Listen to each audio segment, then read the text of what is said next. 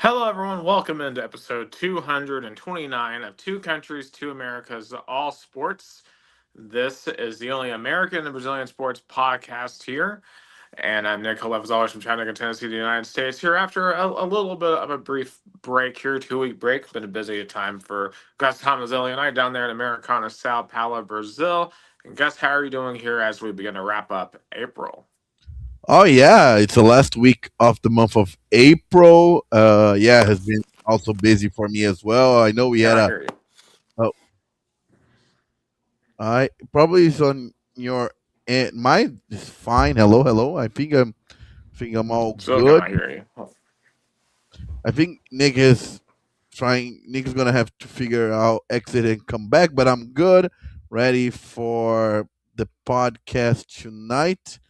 Yeah, episode 229. Yeah, 2 weeks hiatus, but we're back. Ready to talk some American and Brazilian sport. See, can you hear me now, Nicholas Hill? Yes, yes, I can hear you now. I don't know what's going on tonight. We're having some technical difficulties here, and Yeah. that's just the power of live broadcasting. Yeah. We're live. Let's go through it. Yeah, we had. Yeah, I mean, we're episode 229. We had some moments where we have issues, but let's get going because let's start with something that kind of we talked in the beginning of April. Of course, the March Madness, and we had Michigan Wolverines as the national champion. But think about it. Next year's tournament, there's gonna be some changes, right, Nick? Yeah, so it's been announced, according to Pete Thamel, that both the men's and women's tournaments are going to expand to 76 teams each. So that this is adding eight more teams, and it appears to be all at-large additions to the tournament. Now, Gus, kind of just is this necessary? I mean, because the tournament expanded from 64 to 68 back in 2011. I remember when they added the first four, and in the year that they added the first four, we saw a first four team in VCU make it to the Final Four. We have since seen a team like NC State also go from the first four to the Final Four. So it's not unprecedented. But if you think about it, when you look at last year's tournament, you'd have teams like 17 and 16 Auburn in a playing game in Dayton. Gus, does this make sense at all? I think it's a trend not only in college athletics, but I think in the world of sports, pro sports like pro as in terms of something that has like massive TV deals or you know uh, like a commercial appeal that is been kind of call out for um, this Swift for more games, but don't necessarily care about the quality. I was thinking, for example, college football. What was the appeal for a 12-team playoff? More, you know, do or die games. We can discuss about if it's working or not. In my opinion, it isn't. But yeah, I think basketball college basketball wants to also have more games, to have this appeal of it's a playoff. So because and college basketball makes more sense than college football because regular season college basketball is way less used to be way less appealing than college football, but now college football still has more appeal in the regular season, but it's not as much as it used to. And college basketball knows that all the main appeal for their product is in March. So the more games you put in this um, is time span, more you can commercialize it. I mean, yes, clearly the NCAA knows the college basketball is their golden goose, right? March Madness, because the NCAA doesn't control the college football playoff, so they get nothing off of that. The March Madness is their golden goose, and that's why they wanted to expand it. Uh, there are numerous issues with this that is, I think, going to significantly hinder the tournament. First and foremost, when you look at the way that the seeding will work, all these playing teams on the at-large line. So you're looking at teams like an Auburn from last year, a Villanova from last year, teams that didn't make the tournament that but were one some of the first couple of teams out, like in Oklahoma, for example. These teams would be 12 seeds and would advance on to play the 5 seeds. What's going to happen here is because they're expanding the play-in by 4 additional games, you're going to have basically the bottom 8 mid-major teams play each other in playing games. Right now, you have the bottom 4 teams in the entire tournament having to play each other, like 68 versus 65, and then 66 versus 67. Basically, every single 16 seed is going to be determined via a play-in game.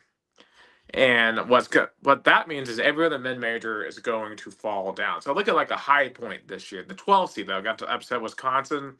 Next year they're going to be like a 13 seed, and it's going to be a lot harder for them to pull off an upset. And I think what's going to happen here is it's going to lead to less upsets.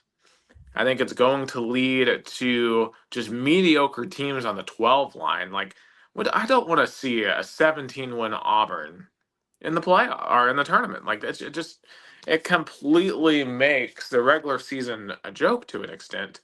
And I know the regular season of college basketball isn't exactly the most compelling product because a lot of teams already make the tournament, but this makes it more so. Like you actively have to suck now to miss the tournament. I mean, with those 8 additional at-large spots, and to me, if you were going to do this, I think the way that I would have gone about this is those 8 additional spots should have been for conference regular season conference champions that didn't make that didn't win their conference tournament. Like I think of like a Chattanooga from 2 years ago who went on to win the NIT, but they won the regular season, the SoCon, and then could not win in the conference tournament, which is why they went to the NIT. And But I think teams like that would benefit from those extra spots because I think what we're doing here is you're completely devaluing the regular season. I mean, you're pulling what NASCAR did basically, right? Like when you do the playoffs, you completely devalue the first part of your season. Like there's no point in really watching until March outside of your favorite team. Like I watch Tennessee basketball because I'm a Tennessee fan. I don't really sit around and watch all these other teams because why would I? What's the point? None of these games really matter until March. yeah, but basically, NCAA, as you said, has the college basketball playoff as their golden goose, and they can capitalize more with those playing games because they've seen the NBA that playing tournament kind of made a little bit of sense in terms of more interesting games, more games that you can sell, and because it's all about increasing the share that you can then put on the product for the TV partners, for CBS, for TNT. Those are why you want to get the most out of it. But yeah, the Right. quality I think is gonna decrease. But do you really think people are gonna be upset? No, they're gonna be more happy because again, people want to see more basketball, college basketball games in March because those are the games that really matter. Right, and there's certainly gonna be a lot more room for error.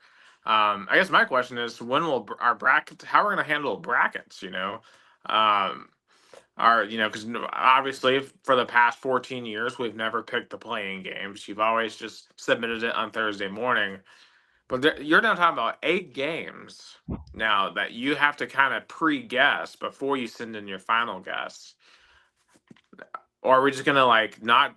Are we gonna actually include these 8 games now in the selection process and only give you like 36 hours from selection Sunday to what I presume will be Tuesday afternoon in Dayton? Because I mean, these games are going to have to tip off on Tuesday afternoon to really to get in 2 full days of games. Because you're gonna have to, I guess you're gonna have the two 16 seeds. They'll play during the afternoons, and then you're gonna have your bigger brands play in the evening. That's what I'm assuming they're doing. Yeah, I would have guessed so. They're gonna have to figure out because the tradition is that you start the tournament on Thursday after selection Sunday, so they're not gonna change that. But yeah, they're gonna have to figure out the logistics of those add on those playing games. Right. Yeah, the tournament was perfect as is.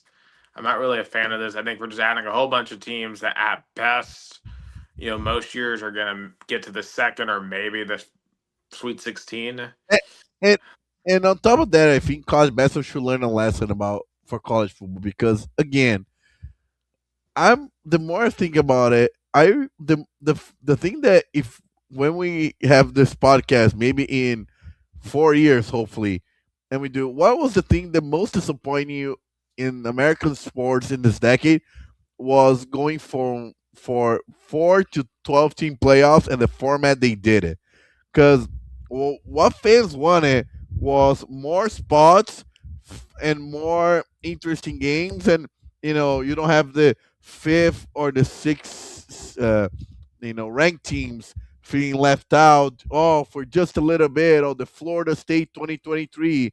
But what happened was there's still teams that feel left out and they have those spaced out games, and now bowls are feeling more depreciated, so you got more, but not necessarily more interesting. You got just more games.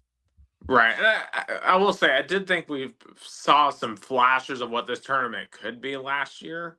Like, I think about like Alabama's crazy comeback at Oklahoma, or that amazing Ole Miss Georgia game, which I think finally was the game that showed me, okay, this format could be special. Ole Miss Georgia and then Ole Miss Miami too. Those two games were incredible. Yeah, no, no, yeah, I agree with you. The problem is not the number of teams. The problem is the way they space out the games, and they like and one thing they got it right was, and maybe they could have do that in those playing games, was the on-campus playoff games. Those were the best thing that happened. Oh, 100%. And that's just restructuring the calendar. That's getting Army Navy to move off the Saturday right after the regular season ends. Or like acknowledging like, okay, you get your slots, but playoff games will get to happen on the other time Or slots. uh, or how about this kind of crazy? Why don't you have week 0, the opening game of college football, Army Navy be the Yeah, opening game? yeah. Opening. You open the season with that, no matter what happened. The week 0. Because what happens if our Army or Navy makes the playoffs? Then what? Yeah, I think those two teams should have every opportunity to make the playoffs like every other G5 team. Um, and of course, as we saw last year with the conference, I think you need to throw out the conference rules. I think it should just be the best 12 teams, period. Um, to get the most entertaining games. Because, like, no one wants to watch James Madison get obliterated by Oregon or Tulane get obliterated by Ole Miss. Like, I mean, and I get that the G5 just needs their own playoff. They need a separate championship to play for because the G5 is never winning a national championship, especially in the modern era of the transfer portal and NIL. It just yeah. isn't happening. The last opportunity was Cincinnati. They deserved to be, and they were the best, the best fourth team in the country. But the Cincinnati's, the USC, UCFs of that era is long gone with transfer portal. I think 2010 TCU could have done it. They're the last G5 team that legitimately could have done it. I mean, maybe 2011 Boise State was good enough, but then again, they lost to Nevada. So, um, but one of like the '09 Boise State, 2010 TCU, like those were the type of teams we had in mind when we wanted to see G5 teams in the playoff. The problem is you're never going to get those type of teams again bec- because of the transfer portal, and the talent can't accumulate at those places like it used to. Yeah, yeah, yeah. Because if somebody shines just a little bit at their freshman year or sophomore year, they're not gonna stay the full era, or all 3 or 4 or 5 years. they're gonna bail like as soon as like a big school came calling. Right. I mean, think about like the old days, for example. Take it like a Cam Ward. Like he would have been forced to stay at Incarnate Ward for 4 years. But no, like he has a great season, and Miami gives him a shot, and he's now the quarterback of the Tennessee Titans. So like it, stuff like that would have never happened back in the day. Like if the transfer portal existed 15 years ago, Kellen Moore would have been playing at like Alabama or something, or Yeah, Oregon or something, or Andy Dalton would have gotten like a call to like Texas or something. I mean yeah, they're basically minor league teams. yeah. I agree, definitely, 100%. Yeah. But we'll see what happens when we get to this next year. I'm not a huge fan of it. I think it's a similar mistake to what NASCAR made. It's really what it reminds me of. Like I think it's too much, and I don't think those games are going to be particularly great. But speaking of the one sport that I think out of all the sports that constantly are changing things, the one sport to me that at least is remaining consistent is the NFL. And I think they know they can stay consistent because they are by far the most popular sporting league. Maybe not just in America, but maybe on the planet at this point. I mean, it's probably them or the English Premier League. I But think I like that discussion. Hold on, because in terms of league, because sports in the world is soccer, no doubt about it. Like there's no question whatsoever yeah, that soccer is the most popular. But in terms of what is the most popular league, like what people consume, I would say is the NFL now because the yeah. Premier League, I think they had their best days around between 2004 to 2014. I think it was that decade, but since then there's no like star or like game that people want to watch. I think they had a brief period of the Spanish La Liga with Messi and Cristiano Ronaldo, but then both left. Um, I mean, right now the Premier League is still the most popular soccer league, but I think the NFL internationally are taking over. I feel that. And shout out to my friend Gustavo Barbudo, great broadcaster. Tune in to the podcast. Appreciate Gustavo Barbudo. He'll be at Corinthians game tomorrow. And shout out, he's watching in Sao Paulo, Brazil. Awesome. Shout out to him. But it's an interesting conversation because the NFL, like the English Premier League doesn't have a Super Bowl. You know, they don't have that must watch event like you were saying. Now, granted, I don't think the Premier League should ever do that. Like they should keep the fact that they are a full season 38 match fixture league, right? Like that's what they were built on, and the relegation and promotion. Like right now, the most thrilling thing about the Premier League is Tottenham going to get relegated or not? Like that is legitimately interesting and exciting to watch. At least if you're not a Spurs fan. If you're a Spurs fan, I'm sure it's torture. Oh, Complete oh. agony. Speaking of which, do you know what kind of job they're hiring at the Tottenham Hotspurs? Is it a PR?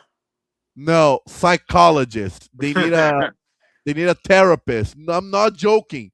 They are hiring a therapist. Well, they need one. They really need one because man, that is a disaster. It's crazy. They won last week, and the West Ham wins. Yeah, at the last second. And I mean, and if Arsenal blues this title again, I mean, Miguel Arteta is the chokest of the chokest coaches of all time. I said, did they win today? I saw they were on our channel, but I didn't watch them. They were playing They won their Atletico. last game. They won their last game, but they lost the last they lost two out of their last three games. And Man City is only 3 games 3 points behind with one game behind as well. So I mean, if Arsenal lose this title, Mikel Arteta needs to be gone because he's a choker. Arsenal is, I mean, the Atlanta Falcons of England. Yeah, I know. I was talking to Jason about this, and he's not happy with Chelsea right now. Um, because they're Yeah, kind of in Stephen disaster. got injured. They lost their last 5 games. They're out of any uh, European competition spot. So Chelsea, they're tanking. They're tanking. Yeah, but and what's going to be fascinating is Chelsea and Tottenham play the second to last week too.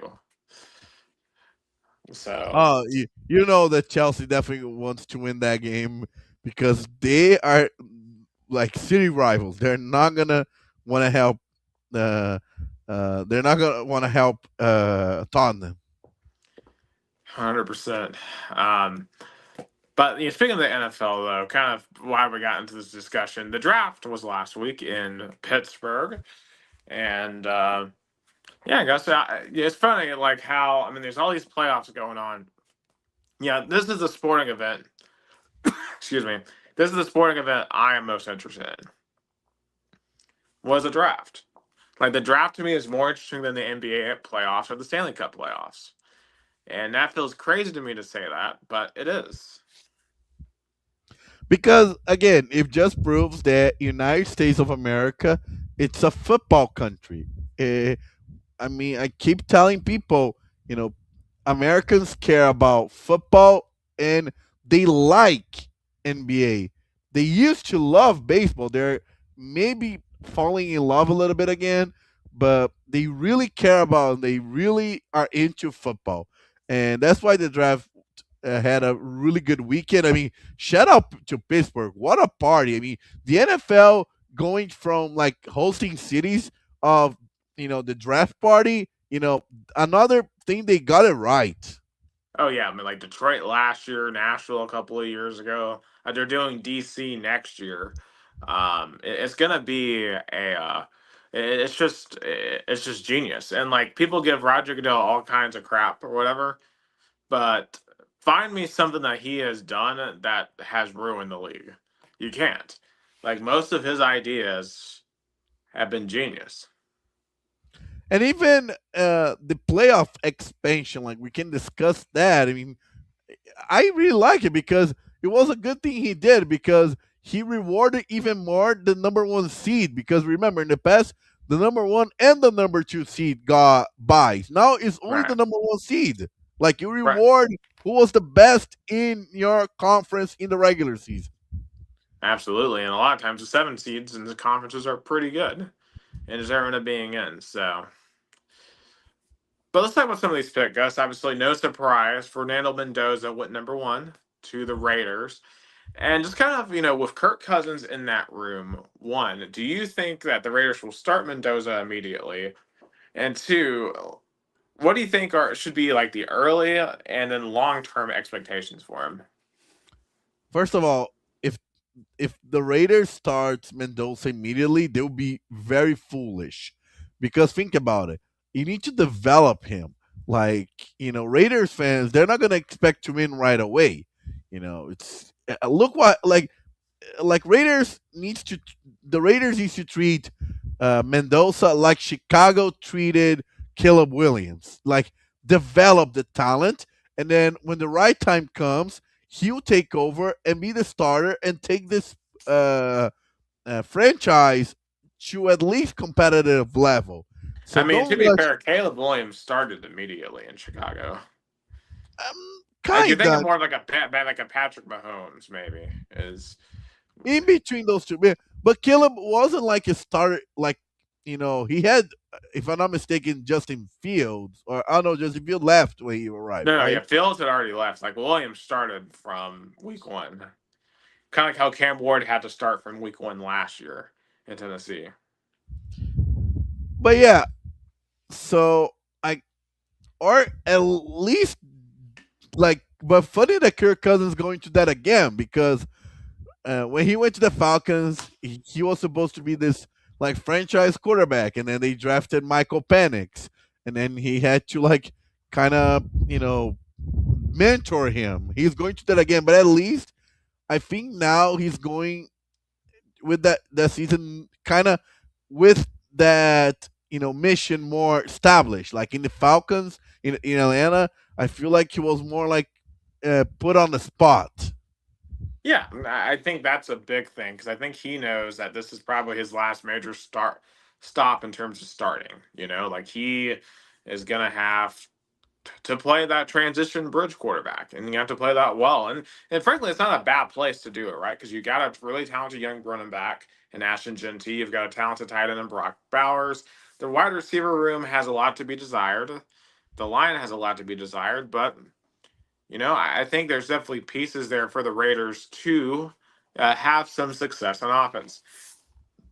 Their biggest problem is they are by far the worst team in their division, right? I mean, the Broncos we saw last year have a lot of talent, a lot of pieces. The Chargers, for as choking as they are, right, they're still a very talented squad.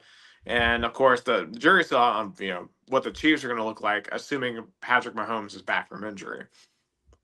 So, but, the Raiders are still by far the worst out of those four. Yeah, totally. I think the Raiders fans be patient. I think Mendoza is gonna be uh really good quarterback in the NFL. I don't know what kind of camp like you put.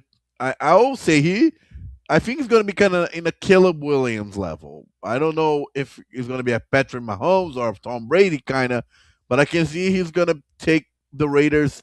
And if even if he doesn't work in Las Vegas, I mean, you see how many times, look, for all quarterbacks that have been drafted by bad teams. Look at Sam Darnold. Look at the journey he had in the NFL for all came together last season at Seattle.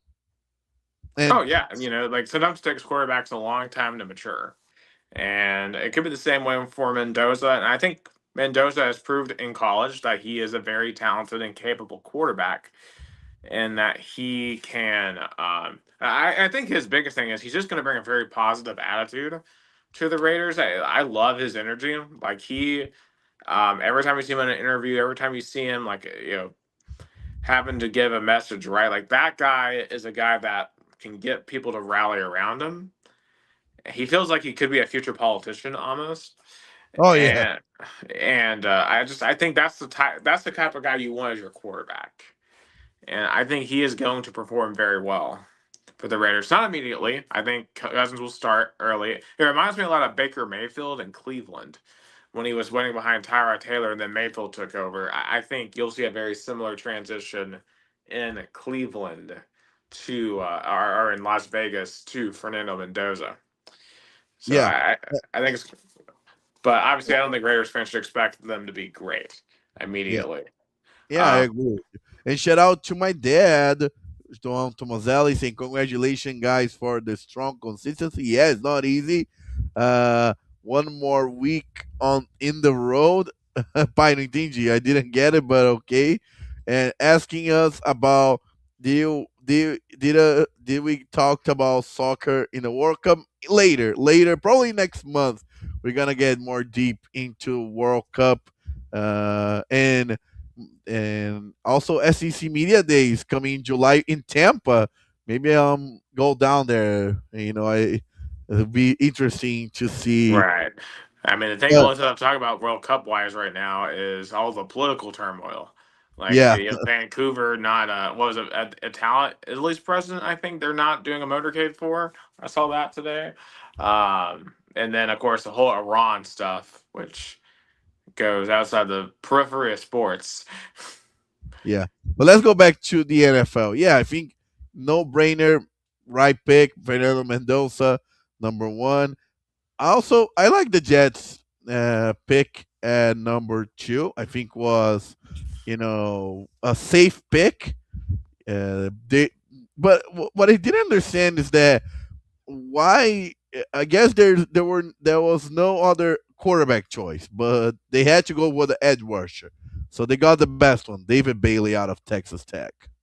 Yeah, I mean, it's not a bad pick. I mean, look at the Browns and Miles Garrett. That's been an excellent pick for the Cleveland Browns to go with an edge rusher number one overall. Now, I don't know. I don't think David Bailey is, quite Miles Garrett, but I think he'll be pretty good for the Jets. I think that's a solid pick. You didn't force a quarterback because you're right. You're in quarterback no man's land right now. Like this is probably gonna be another tanking year for the Jets. Just be real. with Another one. Another one. yeah, I mean, because literally, like, who's even your starting quarterback right now? I mean, for the Jets. Ty- Tyrod Taylor, maybe. Yeah, like it's not good. It's definitely not good. Like the Jets and then the Cardinals as well. Like these two situations are not good for quarterbacks because or Geno Smith probably is going to be the starter for the Jets. Oh my God, it's so funny how things circle in life. Like it's a circle of misery. Look at Geno Smith. Look at Geno Smith. He was drafted by the New York Jets in 2013 as like this guy who's gonna take over and be like the savior of the franchise. He had Ryan Fitzpatrick as his mentor. The years that he was there were okayish. Maybe only 2015 was the best, the only good one. So he circled, and went back to the New York Jets. How crazy is that? Like he is the symbol of how the Jets are like no like how can I say this? Like they're stuck in the mud. Yeah. It's crazy how they cannot figure out the quarterback at all. I mean, they took the swing with Aaron Rodgers a couple of years ago and it just blew up. And since then, they're just kind of in no man's land. And you were in a bad situation this year because there's really no other quarterback that was really worthy of that high of a pick. I mean, the Los Angeles Rams may have disagreed, but we'll get to them here in just a minute. But this is the best pick you probably could have taken because the Jets need a little bit of everything. Like, I mean, how many good players are really on the Jets roster right now? They're not really a lot, you know? So get the best player available, David Bailey. The Cardinals, they're stuck there with Jacoby Brissett in a similar spot. I'm not sure about the. Now, I'll say this: I love Jeremiah Love. I think he's going to be an excellent running back. I don't know about the Cardinals taking him though. I think they could have used a whole bunch of other stuff. I would have taken a linebacker over the Cardinals, like an Arvell Reese, because like they needed a linebacker, and plus like the Cardinals already have Trey Benson, they already have James Conner. They didn't need to draft another running back. Although Jeremiah Love, I think, will be much better than all of them. But I was a little salty with that because I wanted Jeremiah Love to fall to the Titans at 4, but we couldn't get him. So we decided to pick Cardinal Tate, which has been a very controversial pick. Some will love it, some really hate it. Some think we overreached. However, I will say this: out of all the receivers in the draft, I do think Cardinal Tate's the best receiver. And as I've discussed on numerous occasions, Gus, uh, the Titans' receiving room last year was horrible, perhaps the worst receiving room I've ever seen in the NFL. And we clearly needed to get some receivers. So you signed Wandell Robinson in the offseason, draft Carnell Tate. I think that's a good start. I think Carnell Tate will be a solid receiver. I don't expect him to be a Hall of Fame receiver. And if you're going to pick a receiver at 4, that comes with very high expectations. And I don't know if he's going to quite live up to the expectations of that 4 pick. But we need a baseline of stability at that position because we sit with the whole AJ Brown trade and then the Traylon Burks just being an absolute utter bust. I mean, it's just been a disaster at that position because Calvin Ridley can't stay healthy, can't stay on the field, can't stay out of gambling trouble. Um, and just we were playing, electricians out there last year at wide receiver, like just like these random dudes who shouldn't even be in the league. We were playing dudes from the CFL. It felt like out there at wide receiver. So, I mean, Cardinal Tate, I think, is a pick that makes a ton of sense there for the Titans. I'm also getting used to our new logo as well here on the Oilers inspired logo, which I still have my reservations about. I think we should let the whole Oilers thing go. It's one of my many issues with Amy Adams Strunk as an owner, but from a GM perspective, I think this was the right pick. Yeah, I think the Titans addressed something they desperately needed to, as you pointed out. Uh, but but yeah, but one thing really struck me, definitely that need to talk about that. The Rams going for Ty Simpson. That was, I did not expect that. That was a bold pick. a very bold pick. And honestly, I don't hate it for the Rams. You know, like if you feel like you have 2 to 3 years left with Matthew Stafford, you know, your team's pretty freaking good as is. Not a lot of players can get a lot better with this pick. If you think you can develop Ty Simpson, which Sean McVay has shown he can develop quarterbacks, he developed Jared Goff. Like Ty Simpson, and Ty Simpson's a controversial prospect because a lot of people don't think he's very good. But and I have every reason to dislike Ty Simpson. He chose Alabama over Tennessee. All right, like, there was rumors that he may come to Tennessee, and he wouldn't, and he said he was Alabama through and through. Which I mean, I have in this era, I've got to respect that.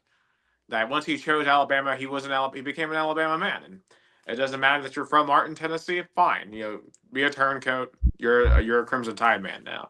Um, but Ty Simpson, I thought, was a really good quarterback last year for the University of Alabama. He didn't turn over the ball a lot. He didn't have any run support. He engineered a 17-0 comeback in Oklahoma in the playoffs. And frankly, I don't think his offensive line was very good half the time. I thought Ryan Williams was a no-show most of the time for him. Um, but I thought Ty Simpson played pretty well throughout the season last year for the Alabama Crimson Tide.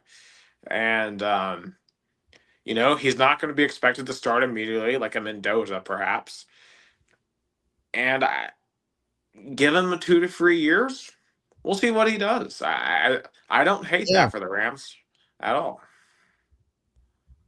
yeah. I think it's and again, he's gonna be mentored by the current MVP Matthew Stafford, that is aging real quick. So, like, this feels like the Jordan Love when pick for the Packers.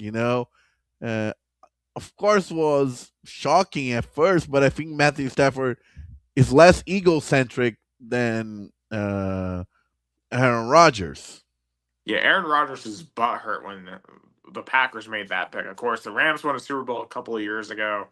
He still has like guys like Puka Nakua and Devontae Adams on roster. He's not hurting out there. Now, granted, Puka's got to keep his head on straight, but you feel like with all the Puka stuff, he'll be on the field in September. He's just bored right now. He needs football, I think, to keep him in line. It's just when he's in the off season, he's just making a lot of poor personal decisions.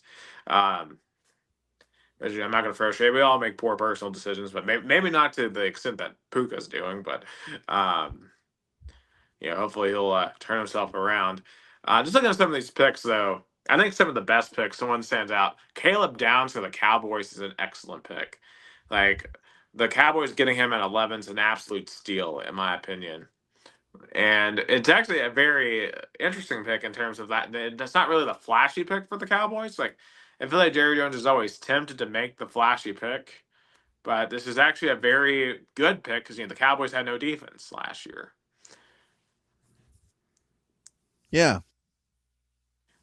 The worst picks to me, I think Caden Proctor to the Dolphins is a horrible pick. I think Caden Proctor sucks.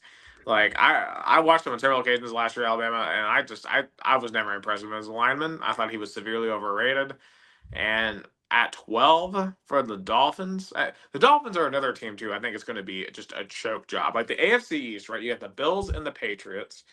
Well, of course, we'll see what happens with the Patriots with all the off the field drama with Mike Vrabel, but um, the Dolphins and the Jets are going to be horrible this year. I think. I mean, they're both in complete rebuild mode, in my Oh, opinion. 100%. And another thing I want to ask, I was taking a look at draft picks, and it's mind blowing to me. There were quarterbacks drafted in the fifth, sixth, seventh rounds, and why Diego Pavia wasn't drafted? If, for example, Because his problems exceed his talent.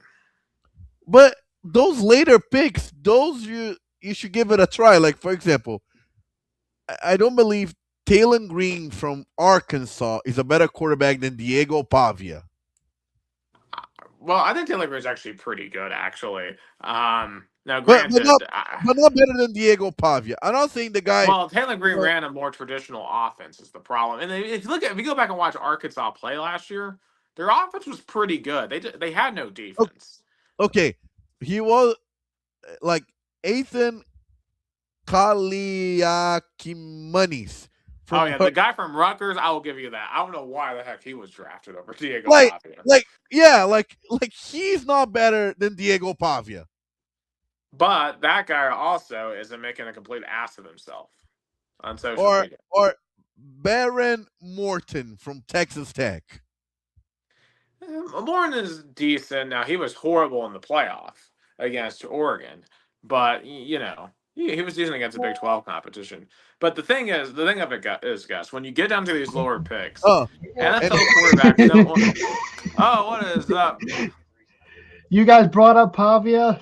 I had to yeah, chime in as our local Ravens fan. Yeah, So yeah. I and So like, am I not wrong here, Dylan? That Diego Pavia would have been drafted if he wasn't such a jackass. yes, as you were talking about that, I immediately started aggressively typing his quote after he lost the Heisman, and I'll paraphrase: "F all the voters, thumbs down emoji," which like I know it sounds funny when we say it, but when you're trying to make a career in but the NFL and that's how you react to losing the Heisman, that shows a lot about your character. Like only one person can win the Heisman, and I'm gonna have to disagree with both of you. I'm not saying Diego Baba should have won number one.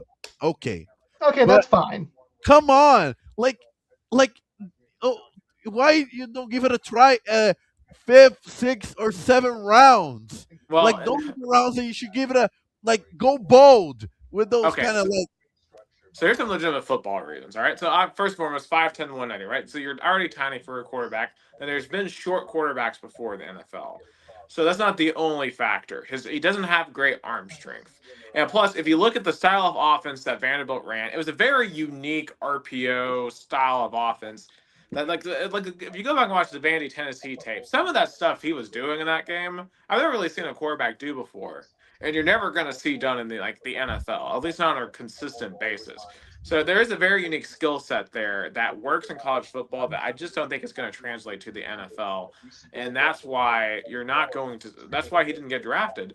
On top of the stuff, on top of all this other nonsense, where and think about this: NFL teams get scared at the first thought that you're not that something's off. I mean, look at what happened to Jamad McCoy. I mean, Jamar McCoy was a consensus first round pick, but because all these people seem to think that he's going to need a second surgery, he falls to the fifth round. And he didn't have any character concerns. That was an injury deal. So if you add on the character concerns, like yeah, the NFL doesn't want to get burned by that. Like, because I mean, you're already taking like every single one of these draft picks is a massive risk.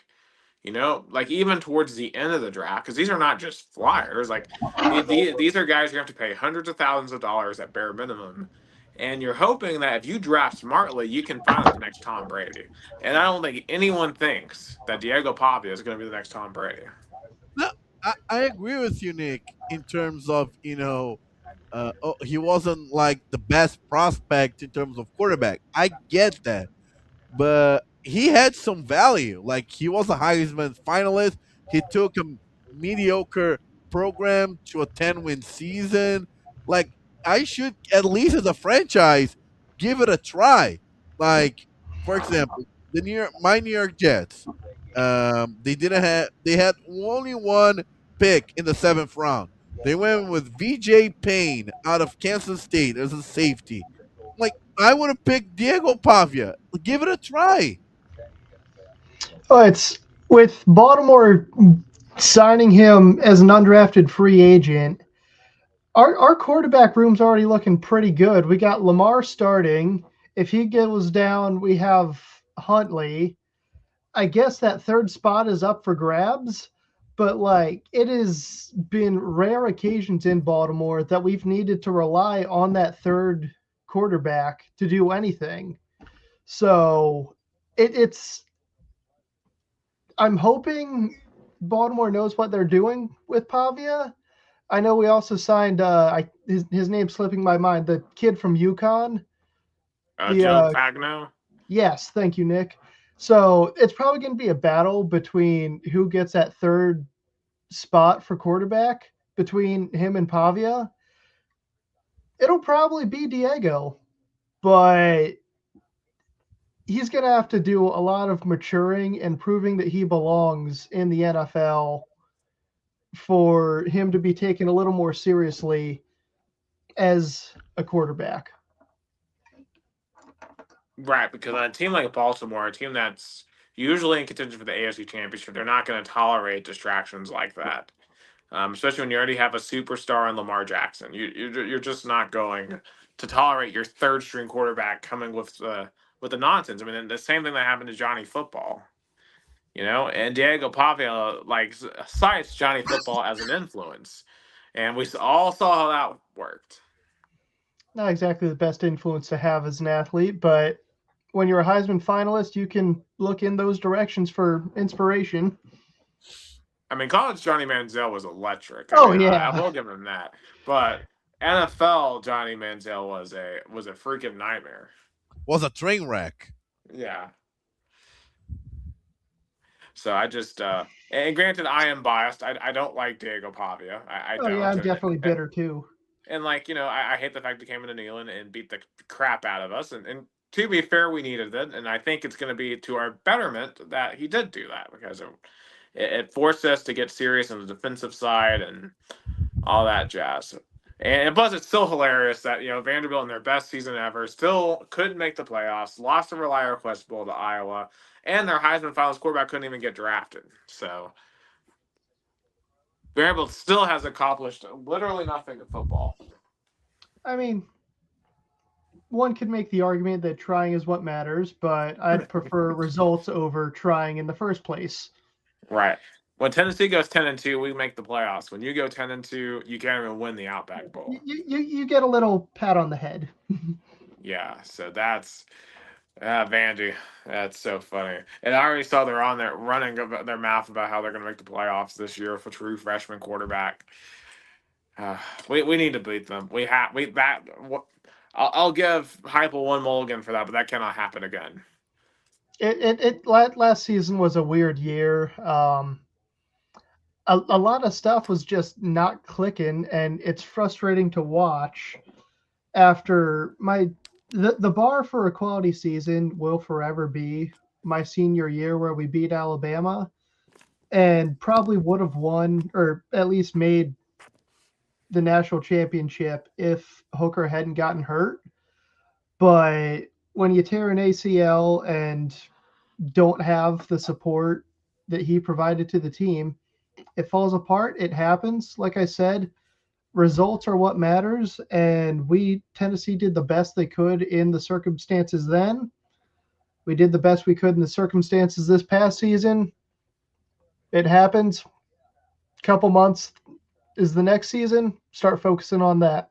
Right. Well, and I guess the big question coming up is who will be our starting quarterback this year? Because there seems to be a lot of smoke around Faison Brandon being the guy, and not George McIntyre, which would kind of surprise me. I don't know if Josh Heupel has ever started a true freshman at quarterback. He didn't even start Nico as a true freshman, and we always saw why. Um, Maybe this Faison guy is further along in development, but he also had Joe Milton too that he didn't want to start him over. So, gonna be fascinating to see for sure there. I'm trying to think other. I'm trying to think some other draft takes here. I mean, I know the Titans we had a second first. Wait, the Jets had 3 first-round picks when y'all had Kenyon Sadiq and Omar Cooper Jr., which I thought those were decent picks for y'all. Like getting some offensive weapons there. Another pick that I thought really sucked was the Vikings and Caleb Banks. Caleb Banks broke his foot last year. The Vikings just had a really weird draft. I don't really understand what they were doing there at all.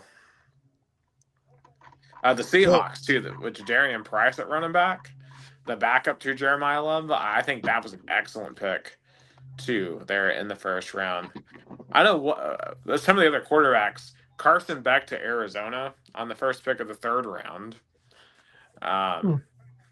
I'm not really sold on him being an NFL quarterback. This just But feels like a Hail Mary just to see if he could work. Drew Aller went to Pittsburgh, bold pick as well. Well, all the Steelers fans I've talked to hate the pick. They don't think Alar will be any good, and I'm with them. I don't think Alar has ever been good. And And I've could had he be debate. better than Aaron Rodgers? No. Like obviously, I worded that wrong. Long term, comparing him to Aaron Rodgers is wrong because Rodgers has an absolute massive career, and when you're the guy coming in after him, those are big boots to fill. But Rodgers is getting up there in age. He's a free agent, and you got to figure something out. Either get him to sign a deal or move on. My neighbors across the street are diehard Steelers fans, and they always said when they needed Rodgers, he showed up, but it was only in the most dire situations that Rodgers showed up, in their opinion. Every other time, he was just sort of mediocre. You need a quarterback that's there every game, 100% the entire time, and they didn't see Rodgers as that guy just because of his age.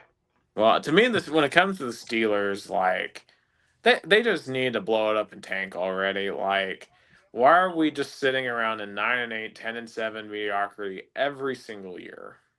Like your team is going nowhere. Like I, blow it up and go get yourself an actual quarterback next year. Like the Steelers are the most stagnated franchise ever. They're not good, but they don't suck. And I think for football fans is worse because at least if you suck for a few years, you accumulate draft picks, you free cap, you rebuild. And the Steelers are not doing that. They're in this weird spot where you go nowhere. Right, and like at least with the Titans sucking, at least we got to draft like a quarterback, and we got to draft Cardinal Tate, and we've gotten to draft some really good players that I think will help us turn that around. And I have a future to look forward to. If you're Pittsburgh, what's the future right now? and the argument I made, I promise this is still Steelers. When Baltimore fired Harbaugh, I told one of my friends, with this decision, we will figure out if it was Harbaugh that was the issue, or we're going to find out that it was Lamar that was the issue. Now that Pittsburgh has gotten rid of Tomlin, they'll figure out if it was Tomlin's fault that the team was just so mediocre forever. Yeah, I think so, but I will think that the Steelers front office has done him no favors at all. Like they've done him zero favors with some of the personnel decisions and not having a. They needed to have a plan for the end of Big Ben, and they didn't. And they just had no transition plan. They panicked, tried to make Kenny Pickett work, and he couldn't work, and then it just the whole thing was a disaster from there. Yeah, weird situation, and we'll see what they're gonna do next. From what I can tell, Dylan, the Ravens did not had first round pick. That they did. They drafted. I'm gonna butcher this pronunciation. Oliva Vega Ioane. Yes, From the guard from Penn State. Yeah, Oh yeah, I see. Yeah.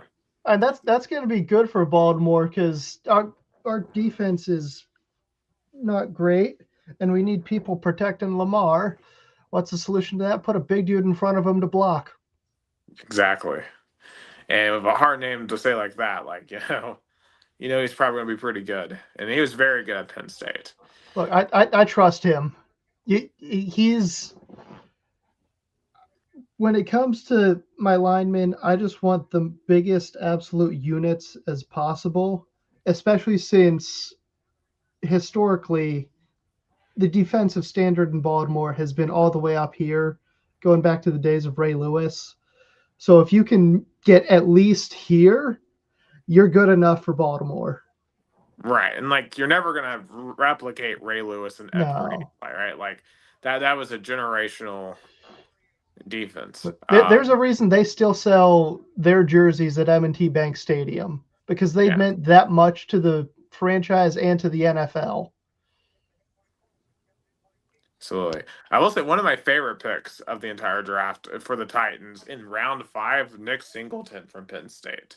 I think that was a heck of a pick for us there at pick 165. I think he will be a contributor by the end of this year in a year or two. I really think he was underutilized at Penn State, and I think he's going to do some good stuff in Nashville. That's one pick I'm excited for.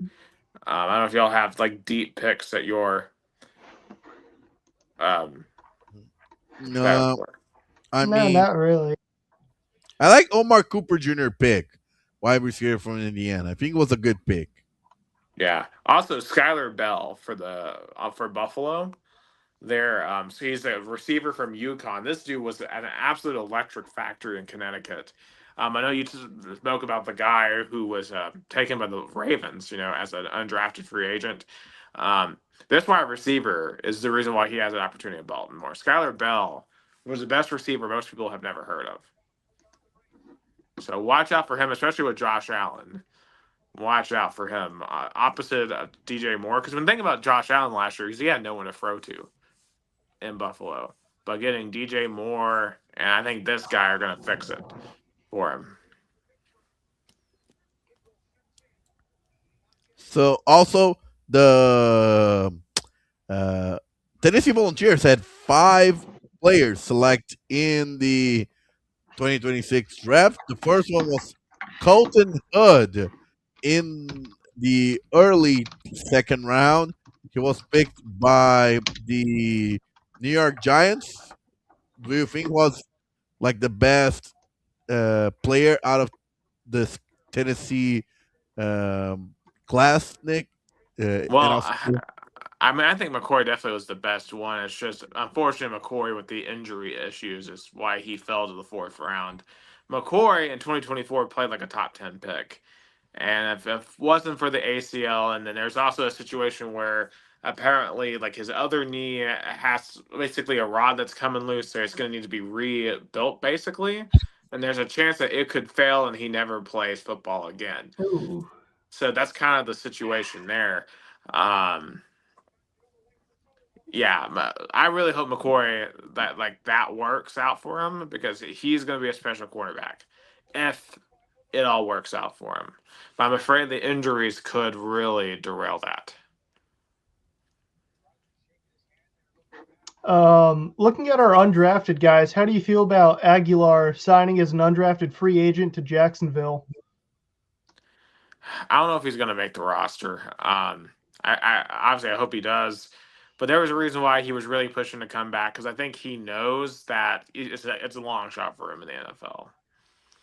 And he's going to give it a shot. And at the very least, unlike Diego, right? Like he doesn't have all the off the field baggage, so you don't have that working against you if you're Joey. But to me, I think he I think fits way better in like the CFL or the UFL. I think I could see him going to one of those leagues and actually like starting there. I still think the NFL is going to work out for him personally. It's there's no shame in playing in one of the lower leagues if being self-aware about that being the best you can do isn't the way I want to word it, but it feels like the only way I can because Joey Aguilar did just fine for Tennessee, but he wasn't really someone that we're going to be talking about 10, 15, 20 years from now. Yeah, I think his And biggest contribution will be that you were the guy who stepped up when Nico abandoned us, yes, and we'll appreciate him for that. yeah, the people that were paying attention to Tennessee in the past year will always remember what he did to the team in the tough times, but his jersey isn't going to be on sale at the Vol Shop forever. Right. Well, Max Gilbert is the reason why it won't be because he robbed him of his golden moment against Georgia, and that ruined everything. Right. Like That was a rough day. I mean, well, you tell me about more than just football, but uh, for me, but it's really a what if because he deserved. He like him and Brazel. Like think about Yeah. we'd be talking about him and Brazel the same way we talk about Hendon Hooker and Jalen Hyatt against Bama if Max Gilbert just makes the kick. And Brazel, he got to go to the Panthers, and I thought he went kind of low. And I really want Brazel to do well because there is kind of this stigma against Tennessee receivers in the NFL that they don't do well because of the lack of concepts in Heupel's offense for receivers. So we really need Brazel to do well. And then the other name I wanted to bring up, I think he'll do a pretty good job in Houston. Shout out to Dominic Bailey, who went to Wecompka High School, who my school played every year. And one of my friends claims to have pancaked him on the line. I honestly don't believe him because my friend isn't playing football in college and Dominic Bailey did. So shout out to another Maryland guy just representing our state in the big leagues. Mm-hmm. And Tyler Rest would be the other Vol that's in the league as well. He was a 7th-round draft pick, I believe. No first-round picks though, so year 5 in the Heupel, like that is that concerning at all to y'all that like we didn't have any first-round picks this season? I don't really think there was anyone that was first round pick worthy. We were all of the people that were draft eligible were just sort of fine. First round pick is always the I gotta have this guy. We are basing the future of the franchise on the guy we're picking this round. Second round onward is just sort of eh. Um, and there was no one on Tennessee that really gave off the vibe of franchise changer, in my Right. opinion. And also too, I think the thing we also forget too is our team was just really young. I think like you look at guys like a David Sanders, you look at oh God, Braylon Staley, you look at Ty Redmond, free freshman last year, who I thought got a lot better throughout the season. I think they have high end draft potential. Then you got a guy like TK Keys coming in this year, who I'm very excited to see play a 5-star, the best prospect in this year's class. Of course, Faison Brandon, who might be the starter at quarterback, 5-star quarterback. I mean, there's certainly the talent level on Tennessee has increased a ton, but we really haven't seen the effects of that hit the draft yet. And it obviously hurt that Nico decided to transfer. So, although I don't think Nico is going to get drafted very highly at this point, if he gets drafted at all, I mean, he's going to have a one heck of a year at UCLA if he doesn't get replaced, because I'm But not sure if the JMU coach is going to roll with him. he But has the same issue as Pavia in just not having the right attitude for correct. the NFL. Yeah, like And everyone hates him. yeah, Like not even like non-Tennessee fans hate him, like because of that situation. Like I think people were feeling sad for Tennessee fans last year. Think about how bad you have to mess up to get the average person to feel sorry for us. People tend to hate us, and for good reason. Um, like it was crazy. I've never seen anything like it. I'm like, wow, Tennessee. Like we have all the support in the world right now because everyone was just against Nico. well, because there was just like a moral code everyone followed in like know your worth, I guess.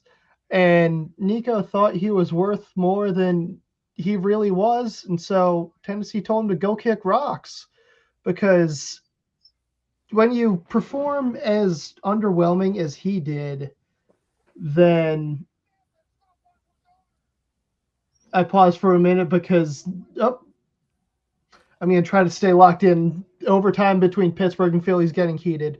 When you underperform as much as Nico did, you're not as valuable as a player as you were at the beginning of the season. They're going to look at other options. And he was honestly the only option we had at the time. But when he demanded more money, we didn't want to pay him because he didn't do what we wanted him to do. Sure, we beat Bama, but that was about the only highlight of his season, in my opinion. It was Yeah. cool that we made the playoffs, but we got smoked by Ohio State. 100%. And you mentioned, to kind of pivot here, you mentioned this overtime of the Penguins and the Flyers, and it's the first time we've had you on since the beginning of the playoffs. So let's dive into these playoffs here. That is a Um, fantastic idea. Absolutely, and we'll start here with this series here between the Penguins and the Flyers, Pennsylvania Derby, as we'd like to say. Of course, Philadelphia wins here. They win the series, and they started off with on a bang, winning Oh both games yeah. in Pittsburgh. Just kind of, how do you evaluate this series, and is this kind of a surprise how this has played out? So Philly has had a hard time over the past couple of years, and Pittsburgh hasn't been doing too great. One of my biggest sayings on our time in Rock Solid Sports is, what's a storyline that can come out of this? Philly just has that too stupid to lose attitude that every team that plays in that city has. It is fun. It is entertaining. I don't know if you guys follow Gritty on Instagram or Twitter or anything, but there was a video he posted of him beating up a penguin mascot, not the Pittsburgh Penguin, just a large penguin, throwing some punches, taking him behind a curtain, bringing the penguin back out. It was just a large stuffed animal, and throwing him into the lower bowl. That's just that Philly attitude that everyone hates, but the city of Philadelphia doesn't care.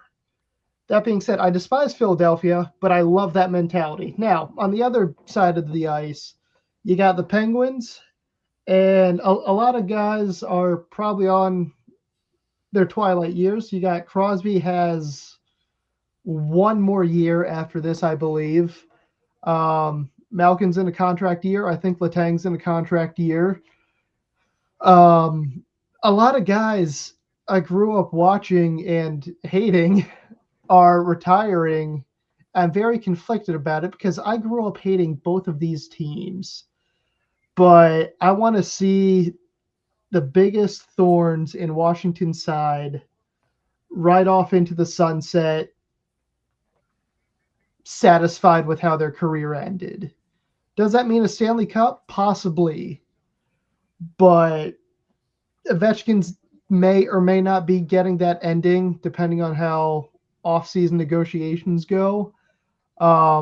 But I think a lot of the guys in Pittsburgh are worthy of that ending, and I'd like to see them succeed and maybe triumph over the Flyers. This is just an exciting series to watch, even or when it's a regular season matchup, because of how divided the state of Pennsylvania is between these two teams, honestly. Yeah, it's crazy too that in this game we've had 66 shots on goal. I guess now 67. Nothing has gone in the net in this It match. Like, My dad was saying while we were watching the third period that if he paid money to come to this game, he'd be mad because literally nothing's happened. On one hand, you're getting more than you paid for in 20 extra minutes every time nobody scores. But playoff hockey is absolutely brutal to watch and I'd imagine play in. Because sure, you get that extra 20 minutes rest, but until someone finally finds a crack in the other team's defense, it just 20 minutes on, 20 minutes off, and the cycle continues until something happens. It's got to be exhausting.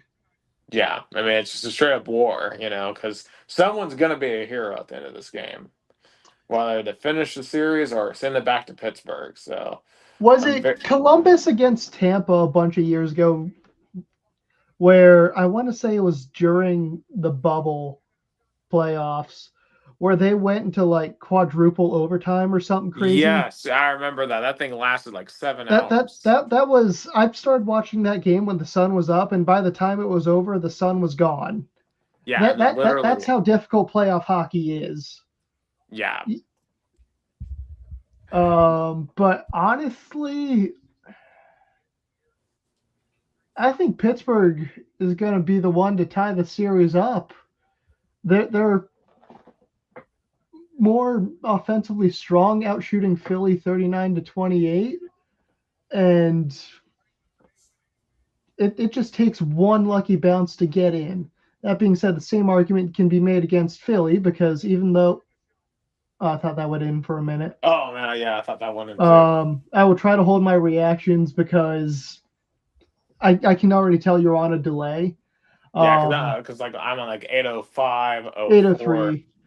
Okay, It's so you're like a second ahead. You're not too far ahead. um, it doesn't matter how many shots are taken. It matters how many shots actually go in. And it just takes that one shot to go in that can secure Philly advancing to the next round or Pittsburgh to hang on for dear life. Yeah, and while you were watching the rest of this, yeah, the winner of this series is going to play the Hurricanes, who swept the Ottawa Senators 4-0, which they're the one seed at least in this part of the bracket. So I'm guessing that wasn't too much of a surprise to you. I just hate seeing a sweep, especially with a team as exciting as Ottawa. Um, I know it's died down a little bit, but I know I talk a lot of smack about the Canadian teams not winning a cup since the 90s. But I always liked Ottawa. They have solid leadership in Brady Tkachuk, and I was rooting for them, but Carolina's been an absolute powerhouse over the past couple years, and it's that any team that's paired against them in the playoffs, I feel sorry for because you're the underdog in that situation. Yeah, for the Yeah. Hurricanes, you no Uh, longer have the Panthers to deal with. Like this is now their time. Also, tell that to the Oilers. Yeah, well, the and, Oilers. What were you and, saying? and Dylan, you mentioned like whoever's gonna face Carolina is gonna have a hard time. I'm watching and you're watching as well. The winner of the Pittsburgh Philadelphia is gonna face the Panther the Hurricanes. Well, So if Pittsburgh wins this, they still have one more game to play, and it'll go to Game 7. oh But yes, the series. I yeah, mean we yeah, yeah, yeah, yeah, yeah. Yeah, and then like looking at like the rest of, we'll just I guess go from the conference. Speaking of the Canadian teams, how about the Montreal Canadiens? I Like mean, look, their fans are so exciting to see. They remind me of the Toronto Raptors, like with all the excitement outside and inside the arena. Montreal's the hockey capital of Canada, in my opinion. There's just so much history with that team. They're entertaining to watch. They had a rough time. They've come back. Um, they're competing against Tampa, who was also historically good more recently. And again, it's playoff hockey is just fun to watch because so much crazy stuff happens. The entire country of Canada has a pretty good chance to bring the cup back to their home country this year, just based on how things are looking for them. right. Well, I'll say this, in turn, they may not be in Canada, but I think some of the most exciting crowds have been in Buffalo. Like the Oh, Sabres that's been awesome. they've been so bad for so long, and now they're finally good again. I have so many friends that are Sabres fans, and for the past 25 years, I've just asked them why, and they can never explain it because being a Sabres fan, much like being a Bills fan, you take a lot of abuse from other teams. You get slapped around. It's not fun to be a fan of. But when they finally do something you can be proud of, you wave their flag as high as possible because you are proud of your team. Hmm. Now, And on the Tennessee was the same way for all these years in football, and look where it's gotten them. Buffalo Sabres are the same way. Meanwhile, the Boston Bruins, but again, they're the Bruins. They're always going to have fans, even when they're not so hot either. But the fact that number one seed Buffalo, the fact that the Sabres were so good all year and they are competing against the Bruins, who a couple years ago broke the record for most wins in a single season. it's hard to comprehend.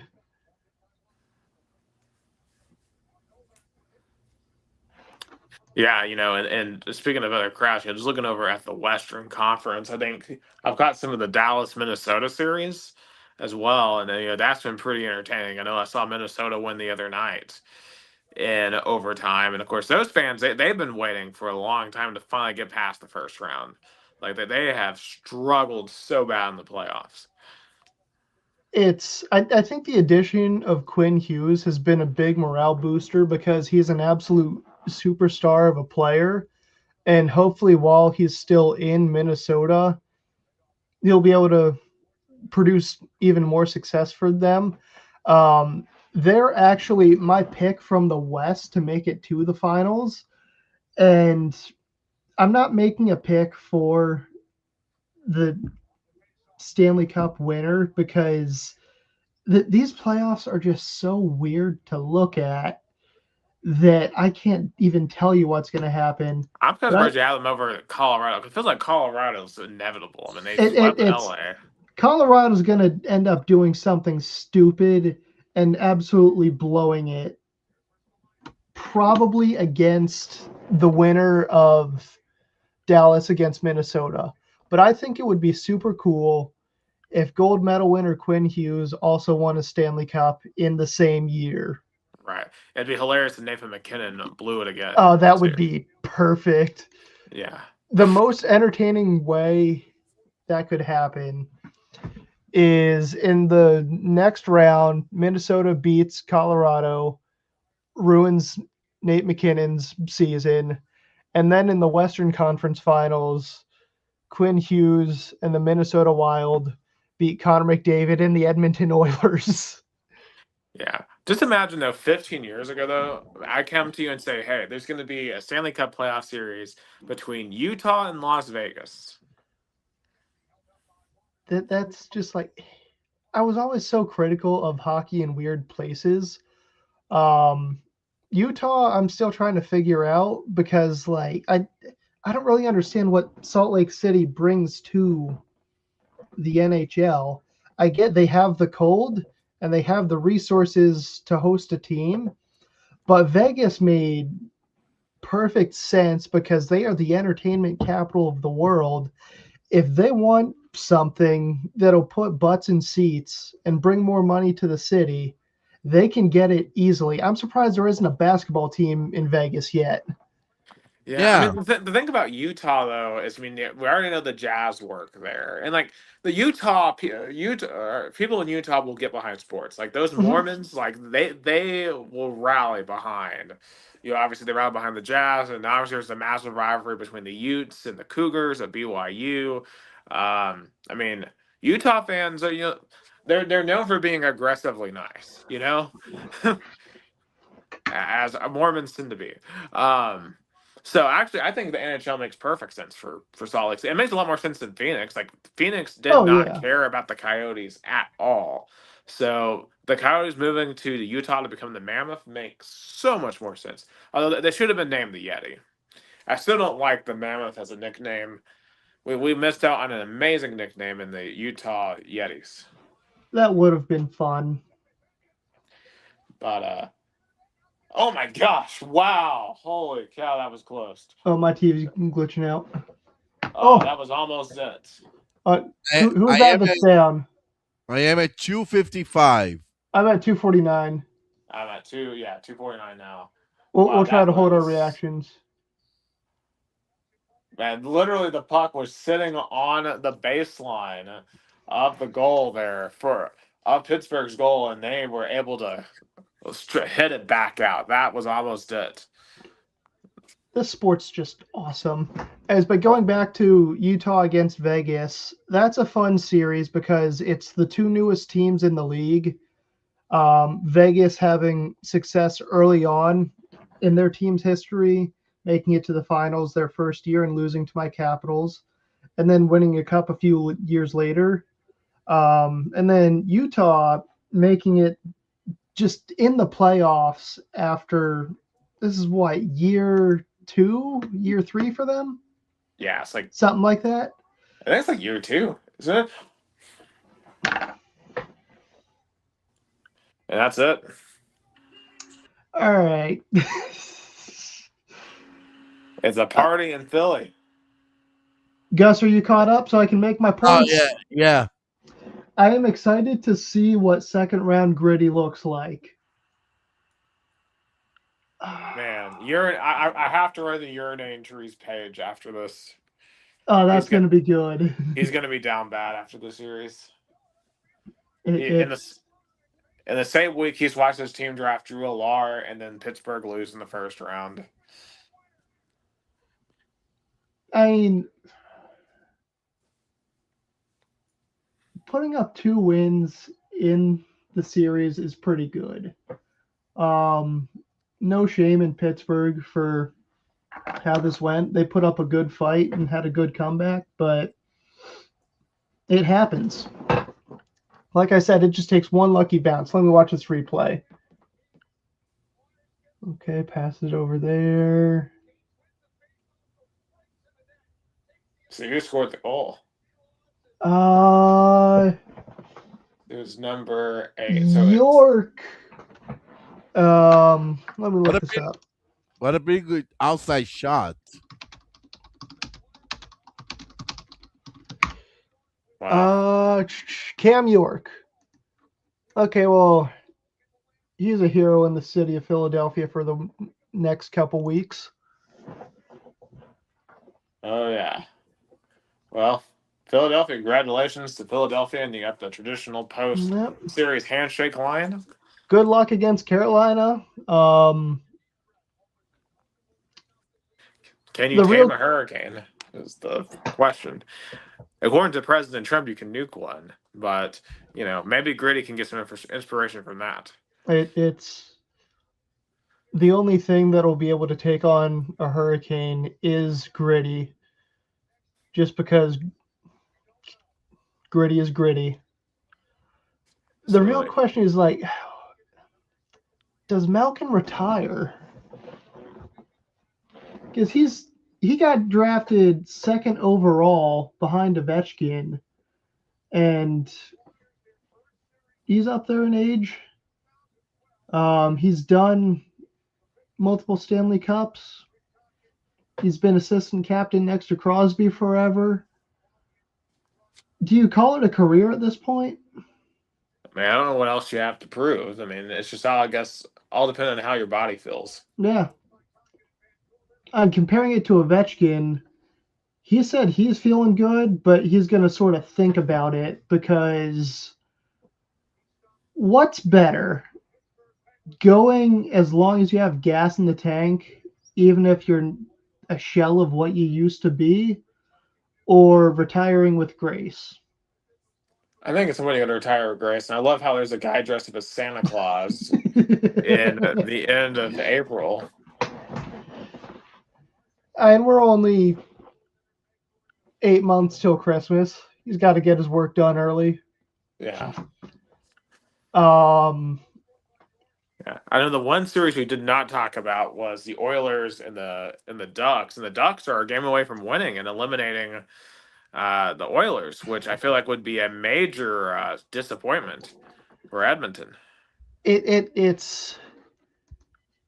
I feel as a player in the NHL, I feel bad for McDavid because when he came into the league, he was described as like the next Wayne Gretzky, the next Alex Ovechkin, the next Crosby, just the next big thing for the league.